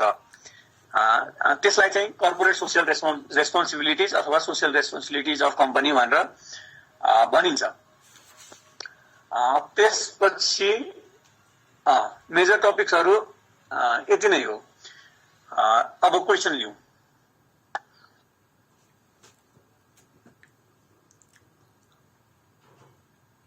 सर यो कर्पोरेट लायबिलिटीको बारेमा एकछिन भन्नु। क्वेसनहरू ह्यान्ड रेज गरेर पाले पालो क्वेसन सोध्न सकिन्छ अथवा नबुझेको केही कन्सेप्ट छ भने क्वेसन राख्नुहोस्। के को बारेमा? के अरे यो कर्पोरेट लायबिलिटीको बारेमा। कर्पोरेट लायबिलिटिज भनेको के हो भन्दाखेरि तपाईँको कम्पनीको वित्तीय दायित्वको कुरा हो। यो केसँग जोडिन्छ भन्दाखेरि कुनै पनि कम्पनीले त्यो मोनिटरी ट्रान्जेक्सन गर्दाखेरि वहन गर्नुपर्ने दायित्वसँग यो कर्पोरेट लायबिलिटी जोडिन्छ भने सोसियल रेस्पोन्सिबिलिटिज भनेको अघि मैले एक्सप्लेन गरिसकेँ। कम्पनीको वित्तीय उत्तरदायित्व के हो भन्दाखेरि यसमा आर्थिक अनुशासनको कुराहरू आउँछ। जस्तै अडिटिङको कुराहरू, प्रपर समय अडिट प्रपरली गर्ने, अडिटिङ गर्दाखेरि त्यही कुराहरू पनि कम्पनीको फेयर अकाउन्टिङ गर्ने, कम्पनीको इन्टरनल डिसिप्लिन मेन्टेन गर्ने कुराहरू भनेको कर्पोरेट लायबिलिटिजको कुरा हो। जस्तै अडिटिङमा, अकाउन्टिङमा, त्यसपछि कम्पनीको डिसिजनमा त्यो फेयरनेस हुनुपर्छ भन्ने कुराहरू भनेको कर्पोरेट लायबिलिटिज अन्तर्गत पर्दछ। कम्पनीको वित्तीय अवस्था चुस्त दुरुस्त राख्ने, कम्पनीको वित्तीय ब्यौराको यथार्थ जानकारी चाहिँ तालुक निकायमा गराउने। जस्तै हरेक कम्पनीले प्रत्येक आर्थिक वर्षमा आफ्नो अडिट रिपोर्टहरू बनाउनुपर्छ। रिपोर्टमा यथार्थ कम्पनीको यथार्थ विवरण पेश हकमा प्रोस्पेक्टसमा अहिले त प्रोस्पेक्टस पब्लिक गर्दा केही कम्पनीहरूले ढाँट्ने छल्ने पनि गरेको हुन्छन् बढाउनको लागि। हो त्यस्ता कुराहरूमा फेयरनेस हुने कुराहरू भनेको कर्पोरेट लायबिलिटिज अन्तर्गत पर्दछन्। सर विवेक राज पौडेल सरले ह्यान्ड रेज गर्नुभएको छ, उहाँको क्वेसन। विवेक सर हजुर सर नमस्कार सर, मैले एउटा यो के सर यो धेरै पटक चाहिँ सोधे रहेछ कि सर यो पब्लिक कम्पनी र प्राइभेट कम्पनी बीचको चाहिँ डिफरेन्सेस भने रहेछ सर हैन। एकचोटि चाहिँ सर र चाहिँ यसो टु द पोइन्ट भनिदिनु भयो भने म आभारी हुन्थे सर। पब्लिक र प्राइभेटको हजुर सर यो डिफरेन्स मैले हिजो पनि भनेको थिएँ, यो क्वेसन चाहिँ रेगुलरली सोध्ने गरेको छ, सोध्छ पनि, यसपालि पनि सोध्छ। पब्लिक र प्राइभेट कम्पनीको डिफरेन्स विभिन्न आधारहरूमा गर्न सकिन्छ। ती आधारहरू म सिरियल्ली भन्छु, याद गर्नु होला है त। पहिलो डिफरेन्स भनेको पब्लिक कम्पनी र प्राइभेट कम्पनीको पहिलो डिफरेन्स भनेको यिनीहरूको परिभाषाबाट पहिलो भिन्नता छुट्याउन सकिन्छ। प्राइभेट कम्पनी भनेको कुनै पनि एक वा एक भन्दा बढी व्यक्ति मिलेर मुनाफा आर्जन गर्ने उद्देश्यका निम्ति कुनै कम्पनी खडा गर्छन् भने त्यसलाई प्राइभेट कम्पनी भनिन्छ। भने पब्लिक कम्पनी भनेको न्यूनतम 7 जना भन्दा बढी व्यक्ति मिलेर सामूहिक हितको निम्ति त्यो चाहे मुनाफा वितरण गर्ने होस् चाहे सेवामूलक होस् त्यस्तो खालको कम्पनी स्थापना गर्दछन् भने त्यसलाई पब्लिक कम्पनी भनिन्छ। अब हाम्रो ऐनले चाहिँ प्राइभेट कम्पनी भन्नाले कम्पनी 2063 बमोजिम स्थापित प्राइभेट कम्पनी भन्ने बुझिन्छ भन्छ। यसको प्रष्ट परिभाषा गरेको छैन, त्यसैले परिभाषा चाहिँ आफ्नो बुझाइ अन्डरस्ट्यान्डिङ जे छ त्यो किसिमको परिभाषाले एउटा भिन्नता छुट्याउन सकिन्छ। एउटा दोस्रो भिन्नता भनेको शेयरधनीको संख्या। शेयरधनीको संख्या प्राइभेट कम्पनीमा न्यूनतम 1 देखि सुरु हुन्छ भने अधिकतम 101 सम्म जान सकिन्छ। भने पब्लिक कम्पनीमा शेयरधनीको संख्या न्यूनतम 7 जनादेखि सुरु हुन्छ भने अधिकतम जतिसम्म पनि जान सक्छ। पब्लिक कम्पनीमा माथिल्लो हद तोकिएको छैन शेयरधनीको संख्याको सन्दर्भमा। त्यसपछि अर्को शेयर खरिद बिक्री र हस्तान्तरण को आधारमा भिन्नता छुट्याउन सकिन्छ। प्राइभेट कम्पनीले लिमिटेड रेस्ट्रिक्टेड मेम्बरलाई शेयर खरिद बिक्री गर्न सक्छ, मिल्छ। जस्तै उदाहरणको लागि मेरो कम्पनी छ, मैले मेरो कम्पनीमा मुक्तिजीलाई मात्र शेयर दिन्छु भन्न पाउँछु मैले। भने पब्लिक कम्पनीले म मुक्तिजीलाई मात्र शेयर दिन्छु भन्न पाउँदैन। पब्लिक कम्पनीले पब्लिकली शेयर कल गर्नुपर्छ। त्यो चाहिँ इक्वालिटीको बेसिसमा हुन्छ, आइपिओ को माध्यमबाट इस्यु गर्ने गर्छ। पब्लिक कम्पनीले रेस्ट्रिक्टेड मेम्बरलाई शेयर बिक्री गर्न मिल्दैन। त्यसपछि अर्को यसको भिन्नता छ प्रोस्पेक्टसको सन्दर्भमा। प्राइभेट कम्पनीले विवरण पत्र अनिवार्य रूपमा प्रस्तुत गर्नुपर्ने, पेश गर्नुपर्ने भन्ने आवश्यक छैन। पब्लिक कम्पनीमा अनिवार्य रूपमा विवरण पत्र प्रकाशित गर्नुपर्छ। साधारण सभा हुनु अगाडि यसको विवरण पत्र प्रकाशित गर्नुपर्ने हुन्छ। र यसको अर्को भिन्नता छ प्राइभेट कम्पनीले वार्षिक साधारण सभा गर्दा प्राइभेट कम्पनीले वार्षिक साधारण सभा गर्दाखेरि कम्पनीका शेयर धनीलाई व्यक्तिगत रूपमा पत्राचार गरी जानकारी गराउन सक्दछन् भने पब्लिक कम्पनीले वार्षिक साधारण सभा हुनुभन्दा अगावै 3 पटकसम्म राष्ट्रिय स्तरको क वर्गको राष्ट्रिय दैनिकमा सूचना प्रकाशित गर्नुपर्ने हुन्छ। सूचना प्रकाशनको सम्बन्धमा वार्षिक साधारण सभाको सन्दर्भमा अब सञ्चालक समितिको आधारमा भिन्नता छुट्याउन सकिन्छ। अर्को भिन्नता प्राइभेट कम्पनीमा सञ्चालक समितिको गठन कम्पनीको नियमावलीमा व्यवस्था भए बमोजिम हुन्छ भने पब्लिक कम्पनीमा सञ्चालकको गठन गर्दाखेरि प्रमोटरबाट र स्वतन्त्र सञ्चालकबाट र साधारण सञ्चालकबाट अनिवार्य नियुक्ति गर्ने गरी यो क्याटेगोरी बनाउनु पर्ने हुन्छ। यो चाहिँ सञ्चालक सम्बन्धी व्यवस्था भयो। त्यसपछि प्राइभेट कम्पनीमा कन्फ्लिक्ट अफ इन्ट्रेस्टको प्रश्न हुँदैन भने पब्लिक कम्पनीमा स्वार्थ बाजिने कुरामा सञ्चालक तथा प्रमोटरहरूले पब्लिक कम्पनीसँग स्वार्थ बाजिने गरी काम कारबाही गर्न पाउँदैन। त्यसपछि यो भयो यसको भिन्नता। लिक्विडेसनमा जाने भनेको दामासाहीमा जाने भनेको हो भन्नुभएको छ। लिक्विडेसन र इन्सल्भेन्सी कम्प्लिटली डिफरेन्ट कन्सेप्ट, अवधारणा हुन्, फरक अवधारणा हुन्। लिक्विडेसन भनेको खारेजी हो भने दामासाही भनेको इन्सल्भेन्सी भनिन्छ। इन्सल्भेन्सीको अर्को मैले शब्द भनेको थिएँ टाट पल्टिनु भन्ने बुझिन्छ। त्यो कमल खनाल सरले ह्यान्ड रेज गर्नु भएको थियो, कमल सरको के हो question? Sir doctrine of ultra भाइरसको मेसेज आएको सर हजुरलाई। डक्ट्रिन अफ अल्ट्रा भाइरस यो कम्पनी लको क्वेसन होइन, भन्न त म भनिदिन्छु। अहिले कम्पनीको मात्रै एड्रेस गरौँ। अहिले हजुर मैले त्यो अल्ट्रा भाइरसको कम्पनीमा पनि सोधेको छ र? अल्ट्रा भाइरसको। ओके ल ठिक छ। त्यसो भए कम्पनीको पर्सपेक्टिभबाट डक्ट्रिन अफ अल्ट्रा भाइरस भनेको के हो भनेर म एक्सप्लेन गरिदिन्छु। डक्ट्रिन अफ अल्ट्रा भाइरस भनेको के हो भन्दाखेरि कुनै पनि कम्पनीको प्रबन्ध पत्र वा नियमावली, अघि मैले सुरुमा पनि भने कम्पनीको प्रबन्ध पत्र वा नियमावली देशको प्रचलित कम्पनी कानुनसँग पनि मेल खाने हुनुपर्छ।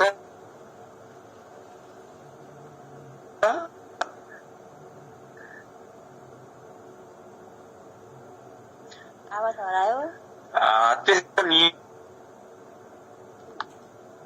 आवाज नै आवाज आएन सर, फेरि एकचोटि भनिदिनु पर्यो। डक्ट्रिन अफ अल्ट्रा भाइरस सुनिराख्नु भएको छ?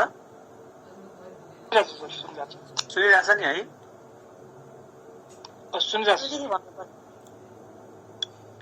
डक्ट्रिन अफ अल्ट्रा भाइरस भनेको कम्पनीको हकमा चाहिँ डक्ट्रिन अफ अल्ट्रा भाइरस भनेको के हो भन्दाखेरि कम्पनीको प्रबन्ध पत्र नियमावली मुलुकको प्रचलित ऐन कानुनसँग नबाजिने हुनुपर्छ।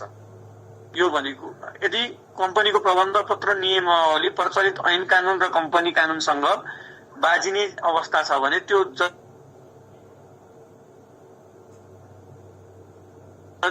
जुन हदसम्म बाजिन्छ त्यो बाजिने ऐन कानुन अमान्य वा बदर हुन्छ, सुरुदेखि नै अमान्य हुन्छ।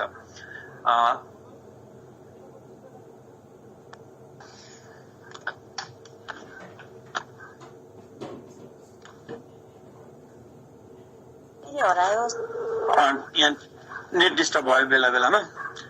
डक्ट्रिन अफ अल्ट्रा भाइरस सुनिराख्नु भएको छ? सुनिरहेको छ सर।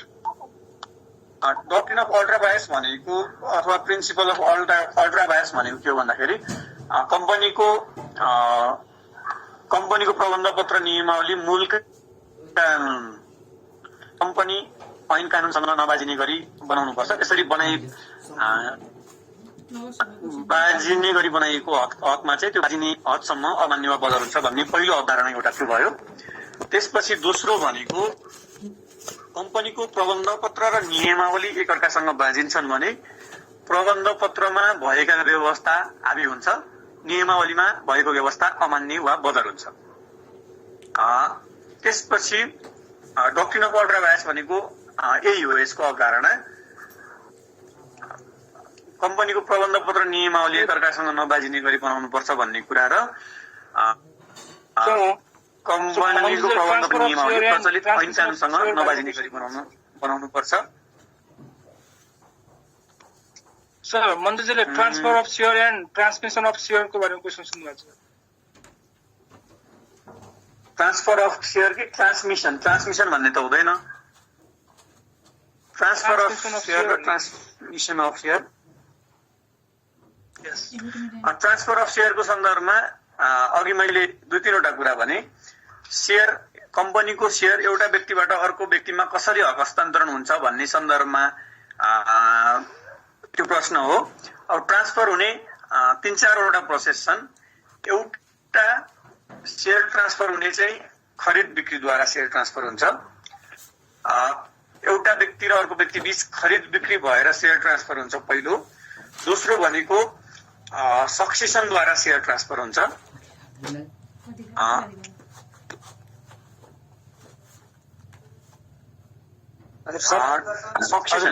सक्सेसन भनेको कस्तो भन्दाखेरि माइक अनम्युट गरेर म्युट गरेर अनम्युट गरेर क्वेसन राख्दा हुन्छ, ह्यान्ड रेज गर्दै। च्याट बक्स सबै हेर्न भ्याइँदैन, अथवा मुक्तिजीले क्वेसन जे छ त्यो राखिदिनु होला है त हेरेर। साथीलाई च्याटमा गर्नु होला, म पढिदिन्छु। ट्रान्सफर अफ शेयरको मैले भने यसको 2-3वटा विधि छ। एउटा भनेको शेयर खरिद बिक्रीको द्वारा शेयर ट्रान्सफर गर्न मिल्छ। दोस्रो भनेको सक्सेसनद्वारा, सक्सेसन भनेको मृत्यु पछिको हक हस्तान्तरण। शेयर धनीको हजुर गाभिएर पनि हुन्छ होइन सर? म आउँदैछु त्यसमा। सक्सेसनको भन्नु नि सर। बाट पनि हुन्छ, त्यो आउँछ। पहिलो भनेको मैले के भने खरिद बिक्रीबाट, दोस्रो भनेको सक्सेसनबाट, तेस्रो भनेको एक्विजिसनबाट। त्यो भनेको एउटा कम्पनीले अर्को कम्पनीलाई एक्वायर गर्दाको सन्दर्भमा पनि त्यसरी शेयर हस्तान्तरण हुन सक्छ। त्यो भयो ट्रान्सफर अफ शेयरको व्यवस्था। अब ट्रान्सफर अफ शेयरको अलि डिटेलमा लेख्दाखेरि अब पब्लिक कम्पनी र प्राइभेट कम्पनीमा कसरी ट्रान्सफर हुन्छ भनेर छुट्याएर लेख्न सकिन्छ। पब्लिक कम्पनीको सन्दर्भमा सर्टेन पर्टिकुलर इन्डिभिजुअललाई ट्रान्सफर गर्न, बिक्री गर्न पाइँदैन, पब्लिकली नै बेच्नुपर्छ स्टक मार्केटको माध्यमबाट। भने प्राइभेट कम्पनीको हकमा रेस्ट्रिक्टेड मेम्बरलाई अथवा क्लोज चिन्जानको आधारमा पनि त्यसरी बिक्री वितरण गर्न मिल्छ। त्यो कुरा भयो। च्याट बक्समा अर्को क्वेसन के छ, कोरम र यो प्रोस्पेक्टसका बारेमा पनि छ सर, कोरम पनि छ। प्रोस्पेक्टसको म अहिले भनिदिन्छु। यो फ्लोटिङ चार्ज एन्ड फिक्सिङ चार्जका बारेमा पनि क्वेसनहरू धेरै आइरहेको छ।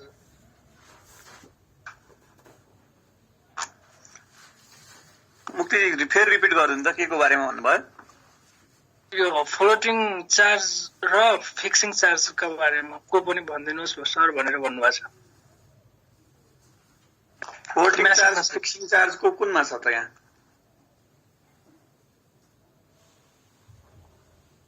यसमा त छैन त, सिलेबसमा मैले देखिनँ यो।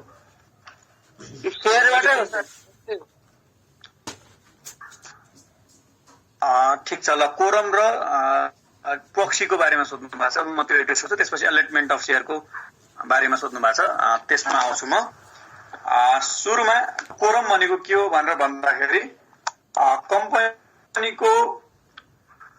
कम्पनीको वार्षिक साधारण सभा गर्नको लागि अथवा कम्पनीको विशेष साधारण सभा गर्नको लागि आवश्यक पर्ने न्यूनतम उपस्थितिको संख्यालाई हामीले कोरम भन्छौँ। भने प्रोक्सी भनेको के हो भन्दाखेरि कुनै पनि कम्पनीको बैठक सभामा अथवा विशेष साधारण सभामा शेयर धनी स्वयं उपस्थित हुन नसक्ने अवस्था पनि रहन्छ। त्यस्तो अवस्थामा शेयर धनी स्वयं उपस्थित हुन नसकेमा उनलाई, उक्त शेयर धनीलाई अरू कुनै व्यक्तिले प्रतिनिधित्व गरिदिन्छ भने त्यसलाई प्रोक्सी भनिन्छ। त्यो भनेको प्रोक्सी हो। जस्तै तपाईको साइन गर्ने अथोरिटी पनि, तपाईको तर्फबाट साइन गर्न सक्ने अथोरिटी पनि तपाईले अरूलाई दिनुभयो भने त्यसलाई प्रोक्सी भनिन्छ। त्यसपछि अर्को फेरि ट्रान्सफर अफ शेयरको सन्दर्भमा फेरि आइरहेछ। ट्रान्सफर अफ शेयरमा अर्को एउटा व्यवस्था फर्फेचरको क्वेसन छ। फर्फेचर भनेको के हो भन्दाखेरि शेयर जफत गर्नु भन्ने हो। कम्पनी स्थापना गर्दाखेरि कम्पनीका संस्थापकहरूले निश्चित शेयर लिन कबुल गरेका हुन्छन्। त्यसरी लिन कबुल गरेको शेयर बापतको रकम भुक्तानी गर्न नसकेको अवस्थामा उक्त शेयरलाई कम्पनीले जफत गर्न सक्छ। कम्पनीले जफत गरेर त्यो शेयर अर्को व्यक्तिलाई बिक्री गर्न सक्छ। त्यस्तो अवस्थामा पनि शेयर हस्तान्तरण हुन सक्छ। त्यो भनेको फर्फेचर हो, जफत हो। जफतको माध्यमबाट हुने हस्तान्तरण हो। फेरि कम्पनी प्रोस्पेक्टसको बारेमा भन्नुभएको छ, म रिपिट गरिदिन्छु। अघि पनि मैले भने, हिजो पनि मैले कम्पनी प्रोस्पेक्टसको बारेमा भनेको थिएँ।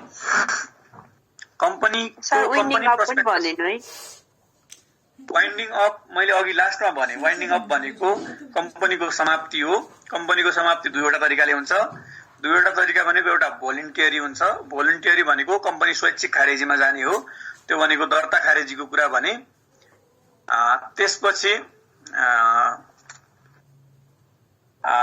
दर्ता खारेजीको कुरा र अर्को लिक्विडेसनको कुरा मैले भने। त्यो फर्फेचर भनेको के भन्दाखेरि कम्पनी संस्थापना गर्दाखेरि कम्पनीका संस्थापकहरूले एउटा निश्चित अङ्कमा सेयर निश्चित किता सेयर लिने एउटा प्रतिबद्धता जनाएका हुन्छन्।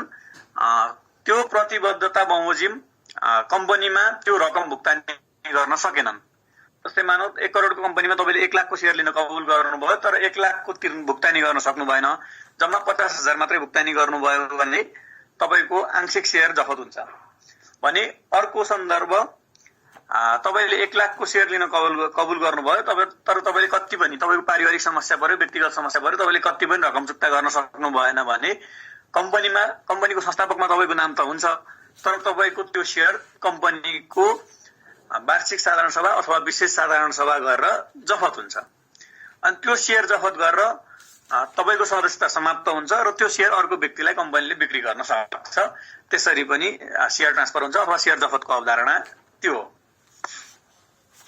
भनेको मतलब त्यो 50,000 चाहिँ लिइराख्छ, अर्को 50,000 चाहिँ 1 लाख मध्ये 50,000 चाहिँ अरूलाई दिन्छ, जफत गरिदिन्छ।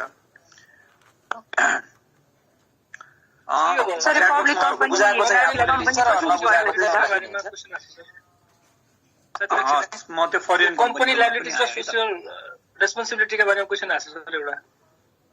ल त्यसको मैले अघि लास्टमा भने, मैले त्यो सोशल रेस्पोन्सिबिलिटीको मैले एकदम डिटेलमा भनेको छु, त्यो रिपिट नगरौँ। फरेन कम्पनीको बारेमा नयाँ क्वेसन छ, म त्यो चाहिँ एड्रेस गरेँ है त। फरेन कम्पनी जसले सुन्नु भएको छैन, जो पछि जोइन गर्नु भएको छ उहाँले रेकर्डिङ सुन्नु होला है प्लिज, त्यसमा डिटेलमा छ। फरेन कम्पनीको चाहिँ नयाँ क्वेसन हो, मैले यो एड्रेस गरिहालेँ। फरेन कम्पनी भनेको कम्पनी ऐन बमोजिम कम्तीमा 1 वा 1 भन्दा बढी विदेशी लगानीकर्ता भएको कम्पनी भनेको फरेन कम्पनी हो। फरेन एलिमेन्ट हुनु पर्यो। कम्तीमा 1 जना व्यक्ति अथवा एउटा विदेशी कम्पनी त्यो कम्पनीमा समावेश भएर आयो भने त्यस्तो अवस्थामा त्यो कम्पनीलाई फरेन कम्पनी भनिन्छ।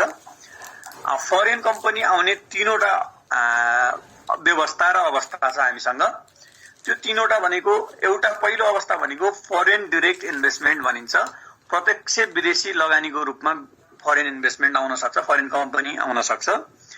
त्यो भनेको न्यूनतम 5 करोड पुँजीको लगानी गर्ने र हाम्रो फिटा छ, विदेशी लगानी तथा प्रविधि हस्तान्तरण ऐन छ, त्यसको अनुसूचीमा नेगेटिभ लिस्टमा भएका कम्पनी बाहेक, जस्तै नेगेटिभ लिस्टमा भएको सेक्टर बाहेक नेपालमा विदेशी लगानी गर्न नपाउने केही क्षेत्रहरू छन्। ती बाहेकका क्षेत्रमा कुनै पनि विदेशी कम्पनीले न्यूनतम 5 करोड भन्दा माथि रकम लगानी गर्छु भनेर आउँछ भने त्यसलाई फरेन डाइरेक्ट इन्भेस्टमेन्टको रूपमा ल्याउन सकिन्छ।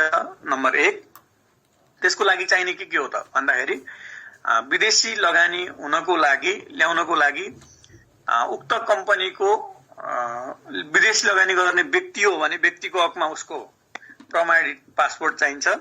त्यसपछि प्रमाणित पासपोर्टको प्रतिलिपि चाहिन्छ। त्यसपछि उसको आय स्रोत प्रमाणित गर्ने कागज चाहिन्छ, प्रमाणित गर्ने कागज चाहिन्छ। यदि नेपाली व्यक्ति वा कम्पनीसँग संयुक्त रूपमा लगानी गर्न खोजेको अवस्था हो भने जोइन्ट भेन्चर एग्रिमेन्ट भन्ने हुन्छ, अथवा शेयर खरिद बिक्रीको माध्यमद्वारा विदेशी कम्पनी आउन खोजेको हो भने शेयर सब्सक्रिप्सन एग्रिमेन्ट भन्ने हुन्छ।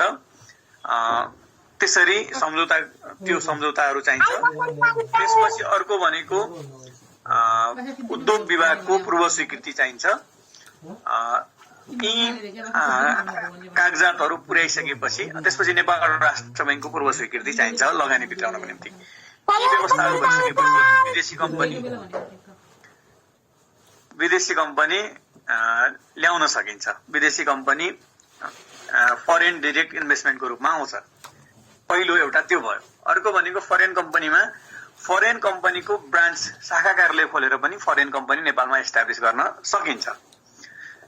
त्यसको लागि शाखा कार्यालय खोल्नको लागि न्यूनतम पुँजी यति हुनुपर्ने भन्ने व्यवस्था छैन। चाहिने कागजात भनेको अघि मैले फरेन डाइरेक्ट इन्भेस्टमेन्टमा के चाहिन्छ भने ती सबै कुरा शाखा कार्यालय खोल्नलाई पनि चाहिन्छ। त्यसका अलावा सम्बन्धित मन्त्रालयको अथवा निकायको स्वीकृति चाहिन्छ।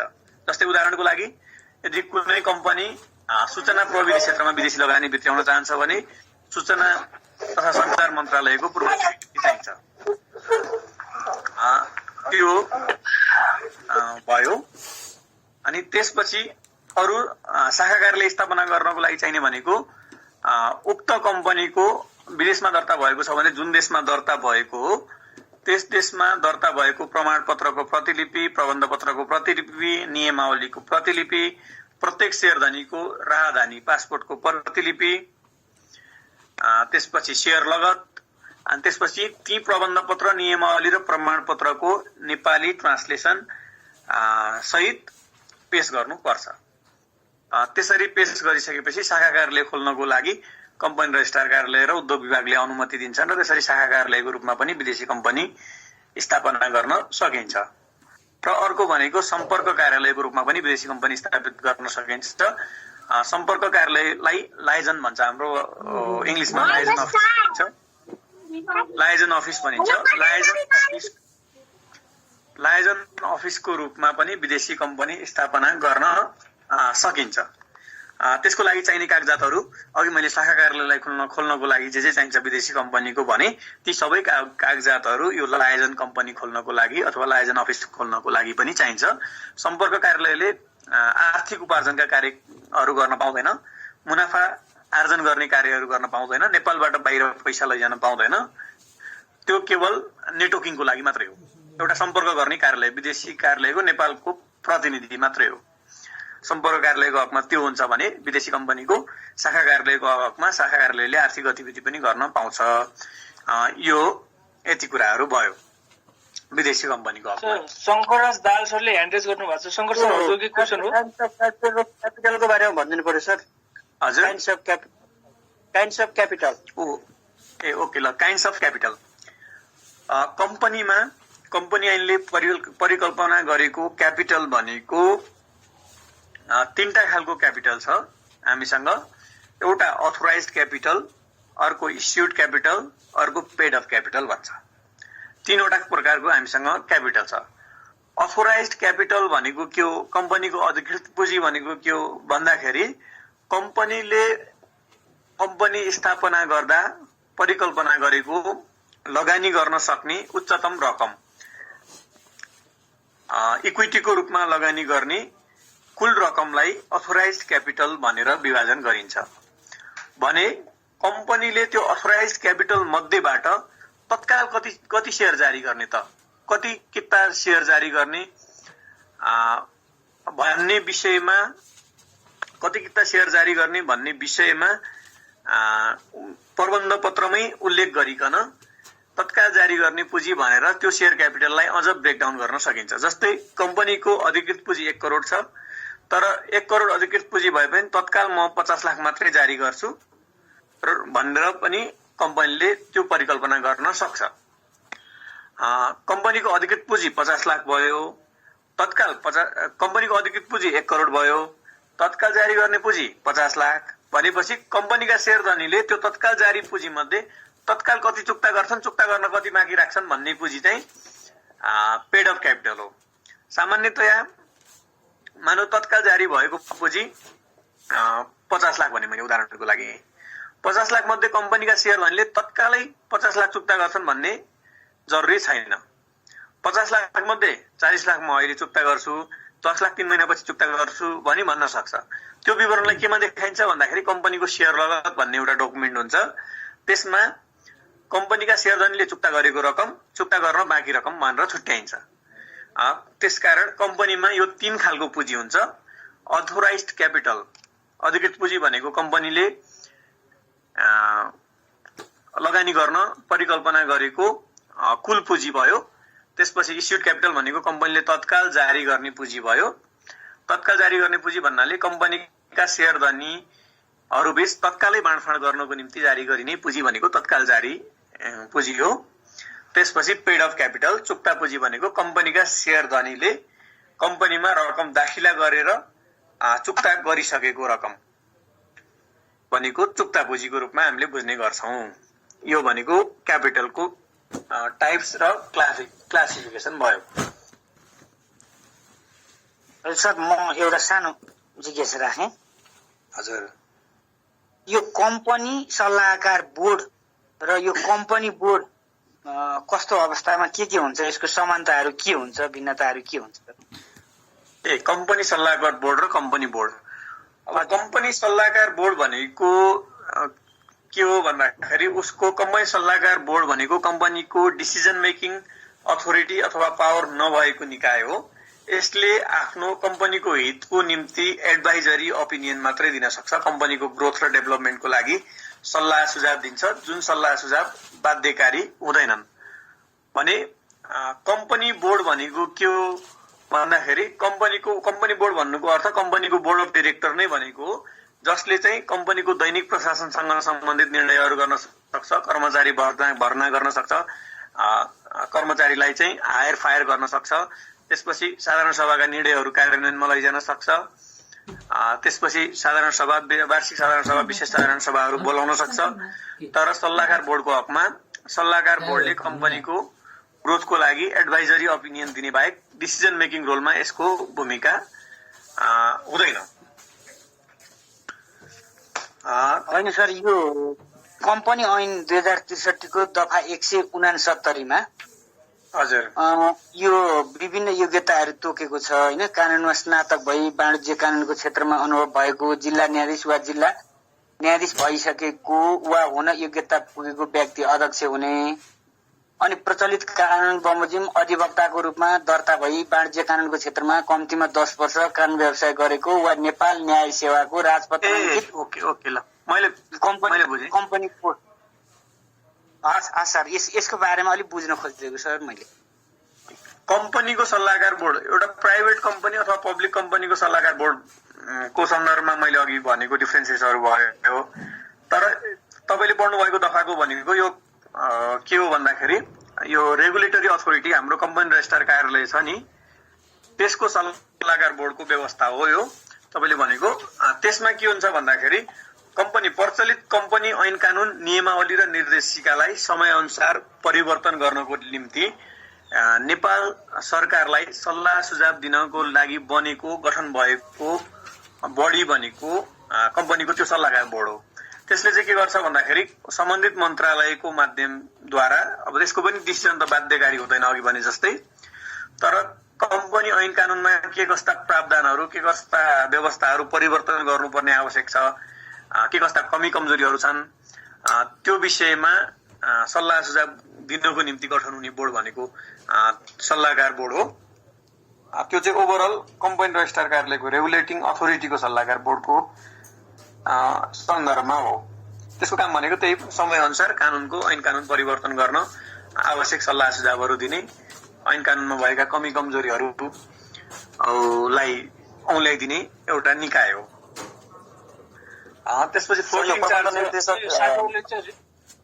एक्सक्युज मी साथीहरूले रेकर्डिङको बारेमा क्वेसन सोध्नु भएको छ। रेकर्डिङको बारेमा चाहिँ यो हाम्रो यो कला सकिएपछि यो च्याट बक्समा नै त्यो रेकर्डिङ आएर बस्छ, त्यहीबाट हामी सुन्न सक्नुहुन्छ। र बद्री सरले ह्यान्ड रेज गर्नु भएको छ। बद्री सर, हजुरको क्वेसन के हो?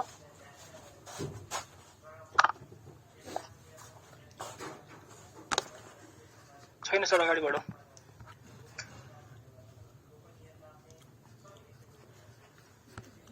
यो फ्लोटिङ चार्ज र फिक्स चार्जको बारेमा सोध्नु भएको छ। यो कम्पनी भन्दा पनि ब्याङ्क वित्तीय संस्थासँग सम्बन्धित कुराहरू बढी हो, पब्लिक कम्पनीमा यो कुरा आउँछ। सिम्पली बुझ्दाखेरि यो फ्लोटिङ चार्ज, फिक्स चार्ज यसको क्वेसन त आउँदैन, त्यही पनि मैले क्लियर गर्न चाहिँ तपाईँहरूलाई भनिदिएँ।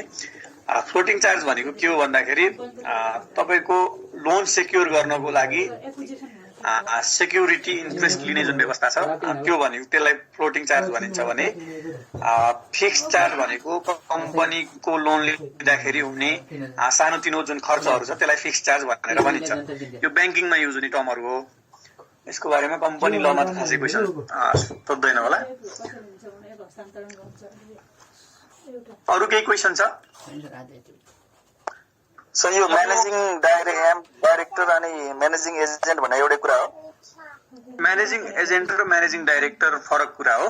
म्यानेजिङ डाइरेक्टर भनेको कम्पनीको वार्षिक साधारण सभाले अथवा विशेष साधारण सभाले मात्रै अपोइन्ट गर्न सक्छ। त्यो चाहिँ कम्पनीको सञ्चालकबाट मात्रै हुन्छ भने तपाईँको यो म्यानेजिङ एजेन्ट भनेको त्यो चाहिँ कर्मचारी हो। त्यसले चाहिँ बोर्डले अथवा एजिएमले दिएको अख्तियारी प्रयोग गरेर कम्पनीका कामहरू प्रयोग गर्न सक्छ। उसलाई चाहिँ एउटा सीमित अख्तियारी दिएको हुन्छ। फलानु काम गर्नको लागि भनेर पावर अफ अटर्नी दिएको हुन्छ, अख्तियारनामा दिएको हुन्छ।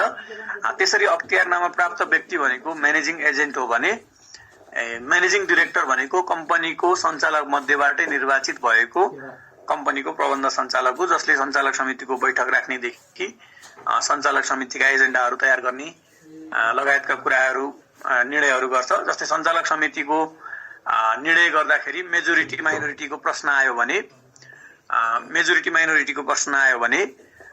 म्यानेजिङ डिरेक्टरको भोट चाहिँ निर्णायक हुन्छ।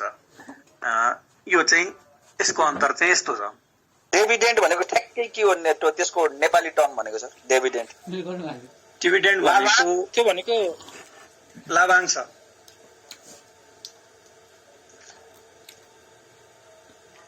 कम्पनी र कर्पोरेसनको डिफरेन्स म भनिदिन्छु।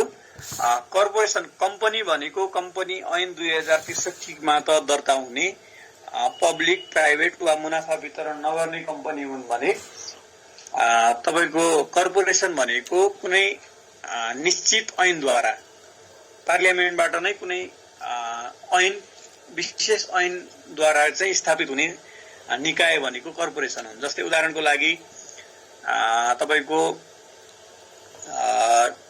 नेपाल ओयल कर्पोरेसन छ, त्यसपछि त्यस्ता थुप्रै कर्पोरेसन छन्, जस्तै खाद्य संस्थानहरू छन्। कर्पोरेसन भनेको संस्थान हो भने कम्पनी भनेको यो संस्थानहरू स्थापना गर्नको लागि छुट्टै विशेष ऐनद्वारा मात्रै स्थापना गरिन्छ।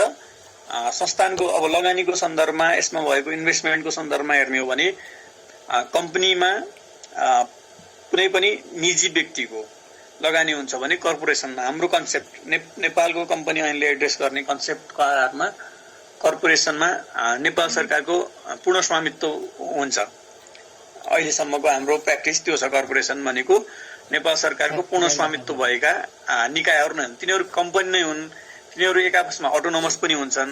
त्यसको गभर्निङ ल चाहिँ कम्पनी ल जस्तै हुन्छ, तर तिनीहरूले के गर्छन् भन्दाखेरि त्यसमा भएको इन्भेस्टमेन्टको कुरा, त्यसमा भयो त्यसले बाँड्ने डिभिडेन्डको कुरा, बोनसको कुरा, त्यो चाहिँ नेपाल सरकारको निर्णयमा भर पर्छ। त्यसमा हुने नियुक्तिको कुराहरू सबै नेपाल सरकारले गर्ने गर्दछ। त्यसको व्यवस्थापन, त्यसको सञ्चालकहरूको नियुक्ति